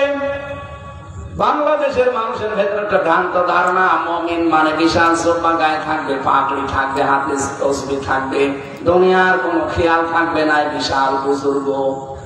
কি মুমিন কারা? ঈমান আছে কার? আমাদের দেশে শুধু লেবাসে আমরা তাকওয়া খুঁজি, লেবাসে ঈমান খুঁজি। ঈমান তো এই জায়গার ব্যাপার। কি নবীজি জানিয়েছেন, ইযা সাররাতকা হাসানাতুকা ওয়া সাআতকা সাজ্জিআতুকা ফাআনতা মুমিন। যখন তোমার ভালো কাজগুলো তোমাকে আনন্দ দেবে আর অন্যায় কাজগুলো তোমাকে কষ্ট দেবে, তখন বুঝবে তোমার ঈমান আছে। বাংলাদেশে সবার কাছে ভালো কাজ ভালো লাগে, সবার কাছে অন্যায় কাজ এটা কষ্ট লাগে না, আর অনেকে আনন্দ নিয়ে করে। এখানে 1 মাস চলে গেল তাকওয়ার মাস। তাকওয়াতে কিভাবে আপনি তৈরি করবেন, কোন স্তরে আপনি পৌঁছাবেন তাকওয়ার, এই গুরুত্বপূর্ণ তথ্যটা বলে আমার আয়াতে আমি যেতে চাচ্ছি। তাফসীর থেকে বলছি, বিশ্বনবী জানিয়েছেন তাকওয়ার স্তরগুলো। এই পৃথিবীতে তাকওয়া অর্জনের প্রক্রিয়া পেয়েছি আমি 6টা। 1 নম্বরে আপনাকে হকের অনুসন্ধান করা লাগবে। ভালো করে শুনবেন, আপনি কোন স্তরে আছে আপনি মিলাবেন, শুধু এরকম পাগলি মাথায় দিয়ে বসে থাকলে হবে। আপনি কি দেখবেন যে আপনি কোন স্তরে আছেন। 1 নম্বরে আপনাকে হকের অনুসন্ধান করা লাগবে, হক খোঁজ করা লাগবে।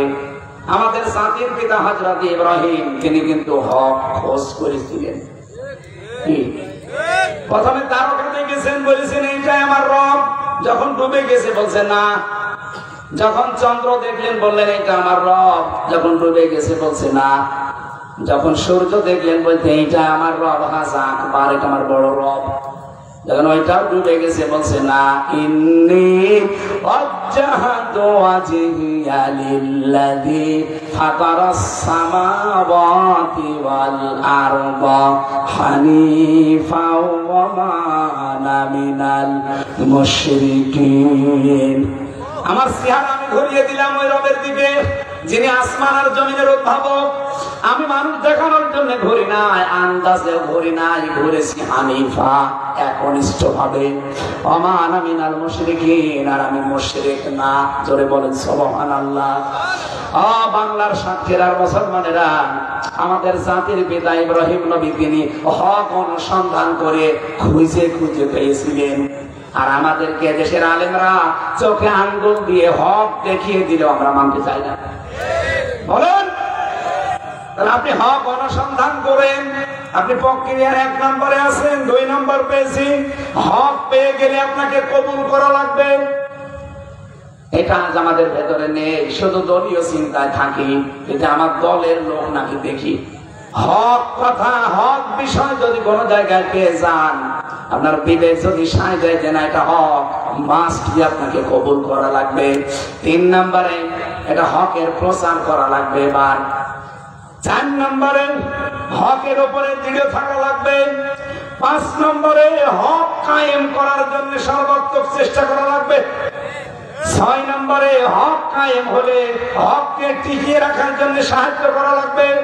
আপনি বলেন তো এই 6টা স্তরের কোন স্তরে আছেন?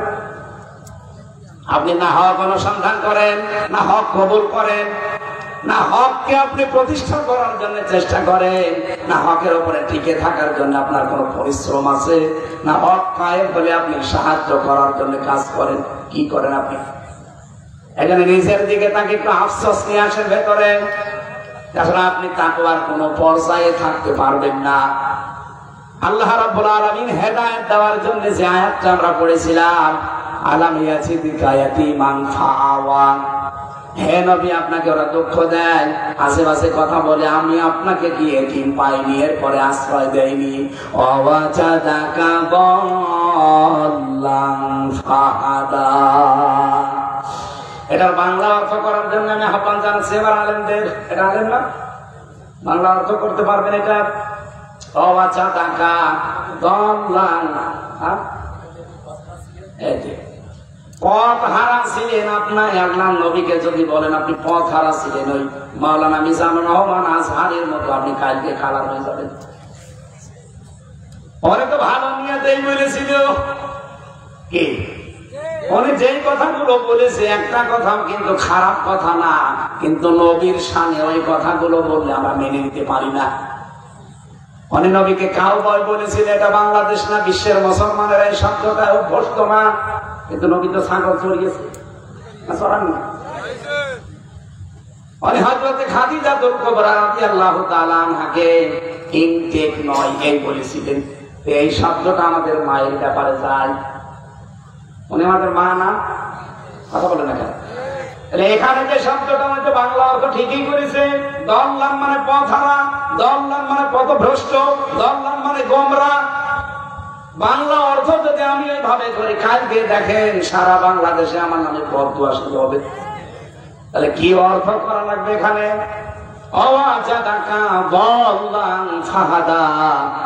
হে নবী, আমি আপনাকে অনবহিত পেয়েছি। অনবহিত, আপনি পথ অনুসন্ধান করছিলেন। ওই যে হকের যে 6টা অর্থ বললাম প্রথমে, যা আপনি হক অনুসন্ধান করছিলেন, হক সম্পর্কে, পথ সম্পর্কে, হেদায়েত সম্পর্কে আপনি অনবহিত ছিলেন। আপনি অজ্ঞ ছিলেন বলতে পারবেন না, আপনি পথ হারা ছিলেন বলতে পারবেন না, এমনকি আপনি পথ ভ্রষ্ট ছিলেন তাও বলতে পারবেন না, আপনি গোমরা ছিলেন তাও বলতে পারবেন না। কেন? নবীদের সামনে কথাগুলো যায় না, অথচ বাংলা অর্থ কিন্তু এটাই। সূরা ইউসুফের 23 নম্বর আয়াতটা পড়ার জন্য বলছি আলেমদের, ওখানে আছে সূরা ইউসুফের 23 নম্বর আয়াতে আপনি পাবেন,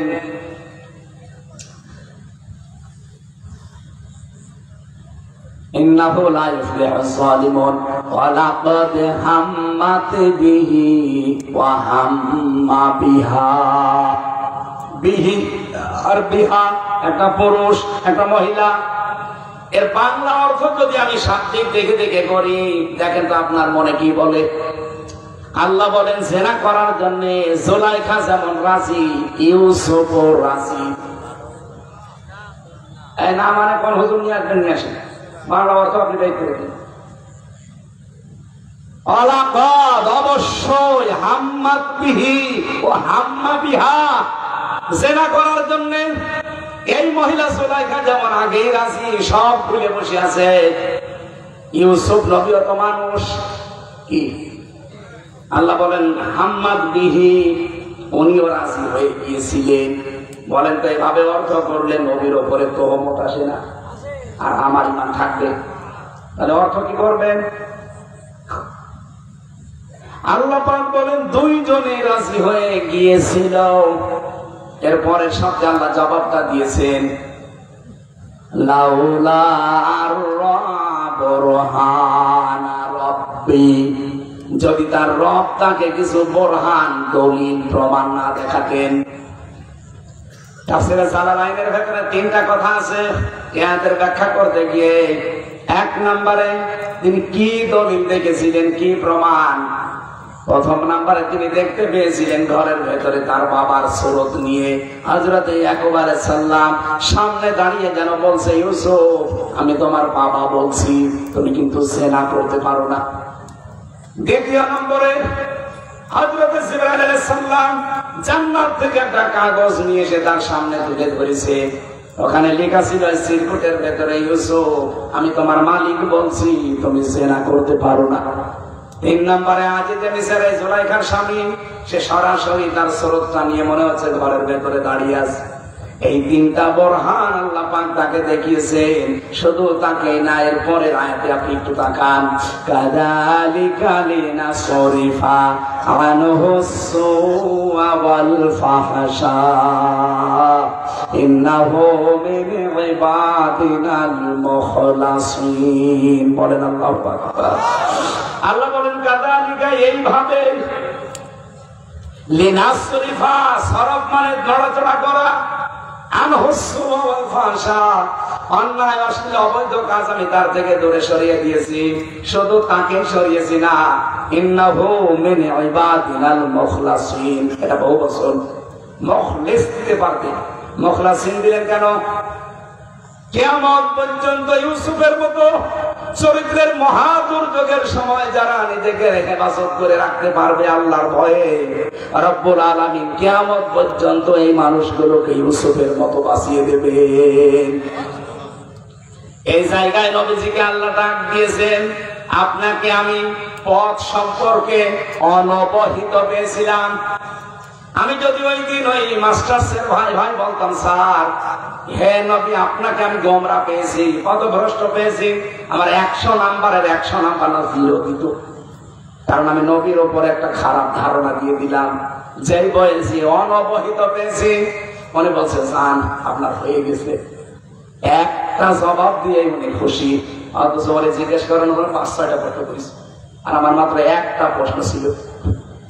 রব্বুল আলামিন বলেন আপনাকে আমি পথে অনুসন্ধানকারী পেয়েছি, পথ সম্পর্কে অনবহিত পেয়েছি। এতটুকু আল্লাহ শেষ করে দিলেন না, ফাহাদা, এরপরে আপনাকে আমি নিজে পথের দিশা দিয়েছি। বলেন সুবহানাল্লাহ। আজ তামাম পৃথিবীর মানুষ আমরা, বিশেষ করে মুসলমানেরা আজ পথ সম্পর্কে উদাসীন। আমরা সবাই পথ খোঁজ করতে আছি কম বেশি। রব্বুল আলামিন তোমার হাবিবকে যেভাবে হেদায়েত দিয়েছিলে, তুমি আমাদেরকেও পথের দিশা দাও। বলেন আমিন। পথ মানে এখানে হাদা শব্দ দিয়েছেন আল্লাহ। হাদা মানে, আপনি কি ঘুমাচ্ছেন না বেশি হয়ে গেল সময়? হাদা শব্দের যতগুলো অর্থ আমি পেয়েছি, কোরআন শরীফের ভেতরে আপনি কোরআনের নাম পাবেন 55টা। তার ভেতরে একটা নাম আছে কোরআনের নাম হচ্ছে হুদা। কোরআনের নাম হুদা মানে পথ প্রদর্শনকারী। এটা যদি ইসমে ফাইল থেকে নিয়ে আসেন, হাদিন মানা ইউফিদু ইসমে ফাইল। ইসমে ফাইলের অর্থ এর উপকার কি? আল্লাহ নিজে বলছেন ফাহাদা, হেদায়েত দেওয়ার মালিক কিন্তু দুনিয়ায় কেউ না। জান্নাতে যাওয়ার জন্য সবচাইতে বেশি লাগবে যেটা, তার নাম কি? হেদায়েত। কি লাগবে? হেদায়েত না হলে জান্নাতে যেতে পারবেন? তাহলে জান্নাতে যাওয়ার জন্য আল্লাহ হেদায়েত পাঠিয়েছেন। কোরআন শরীফের ভেতরে বললাম 55টা নামের একটা নাম হচ্ছে হুদা বা হাদা। অমান দাআ ইলাইহি হাদা, যে ব্যক্তি কোরআনের ডাকে ডাকে, মানুষকে ডাকে, আল্লাহ তাকে হেদায়েতের উপরে রাখে।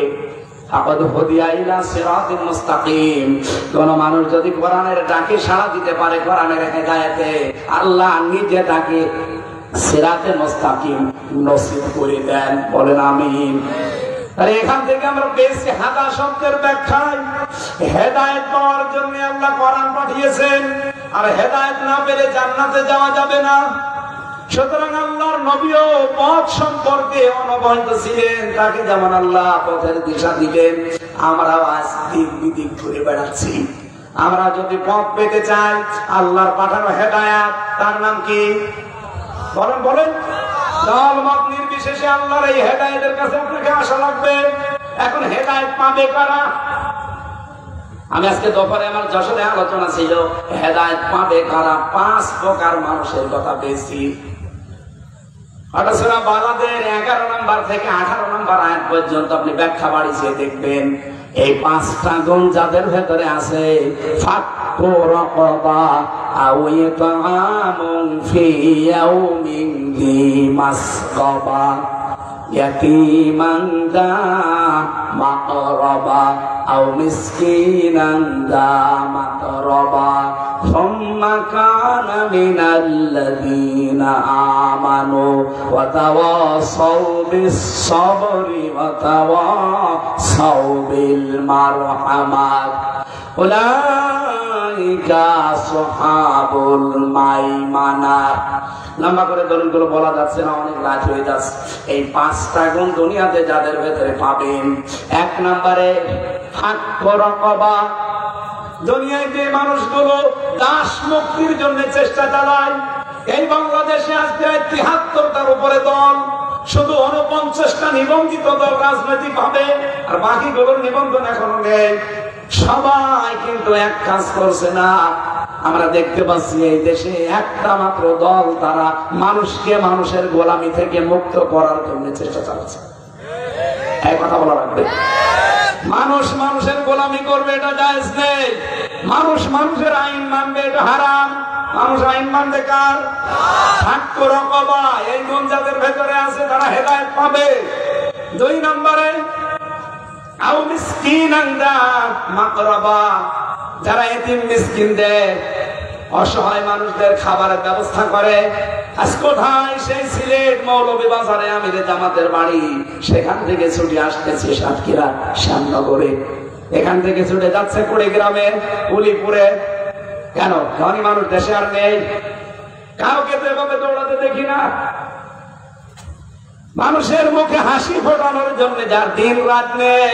আমার সাথে বেচারা ছেলে ছিল, আমি সেল থেকে বের হয়ে বাড়িতে গেলাম মা বাবার কাছে, স্ত্রীর কাছে, সন্তানের কাছে, আর উনি সেল থেকে বের হয়ে একবারে চলে এসেছে সাতক্ষীরায়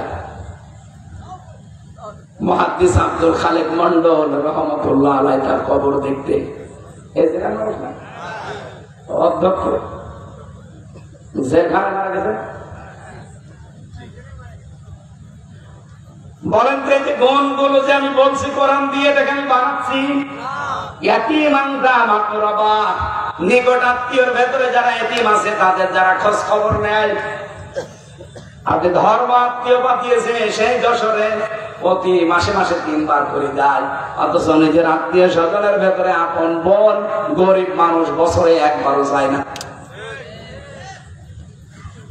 এই গুণগুলো আপনার বাড়িতে মিলিয়ে দেখবেন, হেদায়েত পাওয়ার এগুলো শর্ত, এগুলো সফল হওয়ার জন্য জীবনে লাগবে। 3 নম্বরে আল্লাহ রাব্বুল আলামিন বলেন হেদায়েত থেকে বঞ্চিত কারা? ফামান তাওয়াল্লা ফামান কাযযাবা ওয়া তাওয়াল্লা। যে লোকটা কোরআনের কাছে ডাক দেওয়া হয় কিন্তু আল্লাহর কোরআনের কথাগুলো সব বিশ্বাস করতে চায় না, মিথ্যা মনে করে আর অহংকার করে মুখ ফিরিয়ে চলে যায়, এই মানুষগুলোকে আল্লাহ হেদায়েত থেকে বঞ্চিত করে দেয়। বলেন নাউজুবিল্লাহ। আমরা এই চরিত্র যেন না বানাই। মেয়েরা যারা এসেছেন, আমি জেলখানায় বসে বসে মেয়েদের 2টা বই লিখেছিলাম, পারিবারিক জীবনে দাম্পত্য কলহ এবং তার সমাধান কি হবে। ওটা আপনারা মেয়েদের জন্য নিয়ে যেয়ে পড়ান, গাড়ি আছে কোথায় আমি জানি না, দেখেন ওখান থেকে নিয়ে যাবেন। মেয়েরা যারা এসেছেন বিস্তারিত কথা আপনাদের কারোটা বলতেও পারছি না। হযরতে খাদিজাতুল কুবরার কথা বলছি, জীবনে কোনোদিন 1 ওয়াক্ত নামাজ পড়েননি, একটা রোজা রাখেননি, জীবনে একদিনও পর্দায় থাকেননি, একটা বারও জীবনে হজ করেননি, অথচ আল্লাহ তাকে সালাম দিয়েছেন আর জান্নাতে ঘর বানিয়ে তার জন্য পাঠিয়েছেন। একটাই মাত্র কারণ, জীবনে কোনো দিন তিনি স্বামীর মনে দুঃখ দেন। এখানে যারা আমরা স্বামী বসে আছি আশরাফ ভাই সহ, বলেন তো কেউ হাত তুলে বলতে পারবেন যে জীবনে কোনোদিন আপনার স্ত্রী একদিনও আপনাকে দুঃখ দেয়নি? তোলেন, হাত তোলেন, কে পারবেন তোলেন। বিয়ে করে হাত তুলছো নাকি আন্দাজে? কি বউ পেয়েছো? ওকে বউ নাকি রসনের শ্বাস? না যাকে এতগুলো মানুষের ভেতরে স্টেজে এত বড় বড় হুজুর নাকি বিয়ে করেনি? এও হাত তুলতে পারেনি, তার মানে ওর বউ একে দুঃখ দিয়েছে। কেউ আমরা পারলাম না, সাথে আমিও পারি না, কারণ আমি মিথ্যা কথা বলবো কেন? আমি দুঃখ পেয়েছি এই জন্য তুলতে পারিনি, ও পাইনি। এই একটা মানুষ গো এদিকে আসে, আজকে বিয়ে করেছি না ভাই, আমি হাসির জন্য বলছি না। মা বোনেরা যারা আছে, আপনি নামাজ পড়েন, রোজা রাখেন, আর মনে করেন কালো বোরকা পরি আমি জান্নাত যাবো না, যাবে কে? কে বলেছে? খাদিজাতুল কুবরার দিকে তাকান, জীবনে 1 ওয়াক্ত নামাজও পড়েন, রোজাও রাখেননি, জীবনে একটা, জীবনে একদিনও পর্দায় থাকেননি। কারণ এই বিধানগুলো নাযিল হয়েছে সন্তান ইন্তেকালের পর, এজন্য করতে পারেন না। কিন্তু জীবনে কোনোদিন স্বামীর মনে একদিনও দুঃখ দেননি, সব উজাড় করে দিয়েছিলেন, দেহ মন সম্পদ সব। এই জন্য আল্লাহ খুশি হয়ে তাকে সালাম দিয়েছে আর জান্নাতে ঘর বানিয়ে তার জন্য পাঠিয়েছে। আজকে সাতক্ষীরার মেয়ে সহ যারা এটা শুনতে পাচ্ছে, মেয়েদেরকে আল্লাহ খাদিজাতুল কুবরার মতো বানিয়ে দেন, বলেন আমিন। তার জন্য হয়তো অত বড় সুসংবাদ আসবে না, কিন্তু খাদিজার মতো আল্লাহ পাশাপাশি একটা জান্নাত যেন তাকেও বানান, যারা এর মতো বউ পেয়েছে। আল্লাহর ওলি এখানে দাঁড়িয়ে মানুষকে দেখান যে হ্যাঁ, আল্লাহুম্মা আমিন। লা ইলাহা ইল্লা আনতা সুবহানাক ইন্নী কুনতু মিনাজ জালিমিন। রব্বুল আলামিন সাতক্ষীরা জেলার ভমরা এলাকার দিকে তাকাও। বাংলাদেশ ভারতের বহু মুসলমানেরা তোমার কোরআনের কথাগুলো আজকে চাতক পাখির মতো বসে শুনছিল। আল্লাহ তাআলা যতটুকু যোগ্যতা আমাকে তুমি ভিক্ষা দিয়েছো, আমি চেষ্টা চালিয়েছি ডেলিভারি দেওয়ার। এরা যাই শুনেছে প্রত্যেককেই তুমি আমাদের আমল করার তৌফিক দাও। এ বিশাল আয়োজনে তোমার যে বান্দা জনাব আব্দুস সবুর ভাই সহ এলাকার মানুষকে সাথে নিয়ে জান্নাতের বাগান সাজিয়েছে। আল্লাহ তাআলা কিয়ামত পর্যন্ত তুমি এই বাগানটা কবুল করে নাও। যে মাদ্রাসা এতিমখানার উদ্যোগে আজকের এই আয়োজন, এখানে যারা লেখাপড়া করে এদের মেধা স্মৃতি খুলে দাও। এই ভমরা এলাকায় যারা ব্যবসা বাণিজ্য করে আল্লাহ এদের ব্যবসা বাণিজ্যে বরকত দাও। যারা বসবাস করে আল্লাহ তুমি এদের জীবনের অপরাধ গুলো মাফ করো, এদের অভাব গুলো তুমি দূর করে দাও। যারা আব্দুল সবর ভাইয়ের বাড়িতে এসেছিলাম আল্লাহ বাড়ির উপরে তোমার রহমত নাজিল করো। তার মা বাবা, বিশেষ করে সভাপতি তার বাবা, তাকে কবুল করে নাও। তার মা, তার স্ত্রী, সন্তান যেগুলো দিয়েছ সহি সালামতে রাখো আল্লাহ। তার জামাইটাকেও কবুল করো। আজকের মাহফিলে যারা আলোচনা রেখেছেন বন্ধুবর মাওলানা আশরাফুজ্জামানকে মঞ্জুর করো, মাওলানা হোসেন মাহফুজকে কবুল করো, নাজমুস সাকিব ভাই সহ সাইফুল ইসলাম সহ যত আলেম এসেছে আলেমদেরকে আলেম হিসাবে মেনে নাও। ফিলিস্তিনের মুসলমানদের জন্য আল্লাহ তুমি হামে ও নাসির হয়ে যাও। পৃথিবীর মানচিত্র থেকে ইসরায়েলকে তুমি হালাক করে দাও। বাংলাদেশটা তুমি কোরআনের হাতে তুলে দাও। চর্ম চোখে যেন দেখতে পারি ৫৬,০০০ বর্গ মাইল বাংলাদেশ কোরআন দিয়ে চলছে। যত ষড়যন্ত্র আছে সব তুমি নস্যাৎ করে দাও। সম্মানিত মা বোনদেরকে খাদিজার মতো, আয়েশার মতো বানিয়ে দাও। এদের পেটে তুমি হযরতে হাসান হোসেন ফাতেমার মতো সন্তান দান করো। পারিবারিক জীবনে যারা আমরা অশান্তিতে আছি মেহেরবানি করে আমাদের শান্তি দাও। রব্বানা আতিনা ফিদ দুনিয়া হাসানা ওয়া ফিল আখিরাতি হাসানা ওয়া কিনা আযাবান নার। আল্লাহ মিলন সহ জিহাদ সহ যত মানুষেরা আজকে কোরআনের জন্য কষ্ট করছে, আজকের ময়দানে যত স্বেচ্ছাসেবক কাজ করেছে, এদেরকে যে মা পেটে নিয়েছে মায়ের পেটগুলো তুমি ধন্য করে দাও। প্রশাসনের যে ভাইরা আজকে শৃঙ্খলা বিভাগে কাজ করেছে আল্লাহ আনসার বাহিনীকেও মঞ্জুর করে নাও। রব্বুল আলামিন এলাকায় মাটির নিচে যত মানুষ ঘুমিয়ে আছে কোরআনের ইজ্জতে মাফ করে দাও। বারাকাল্লাহু লানা ওয়া লাকুম ফিল কোরআনিল আযীম। মরণ আসলেই যেন জবানে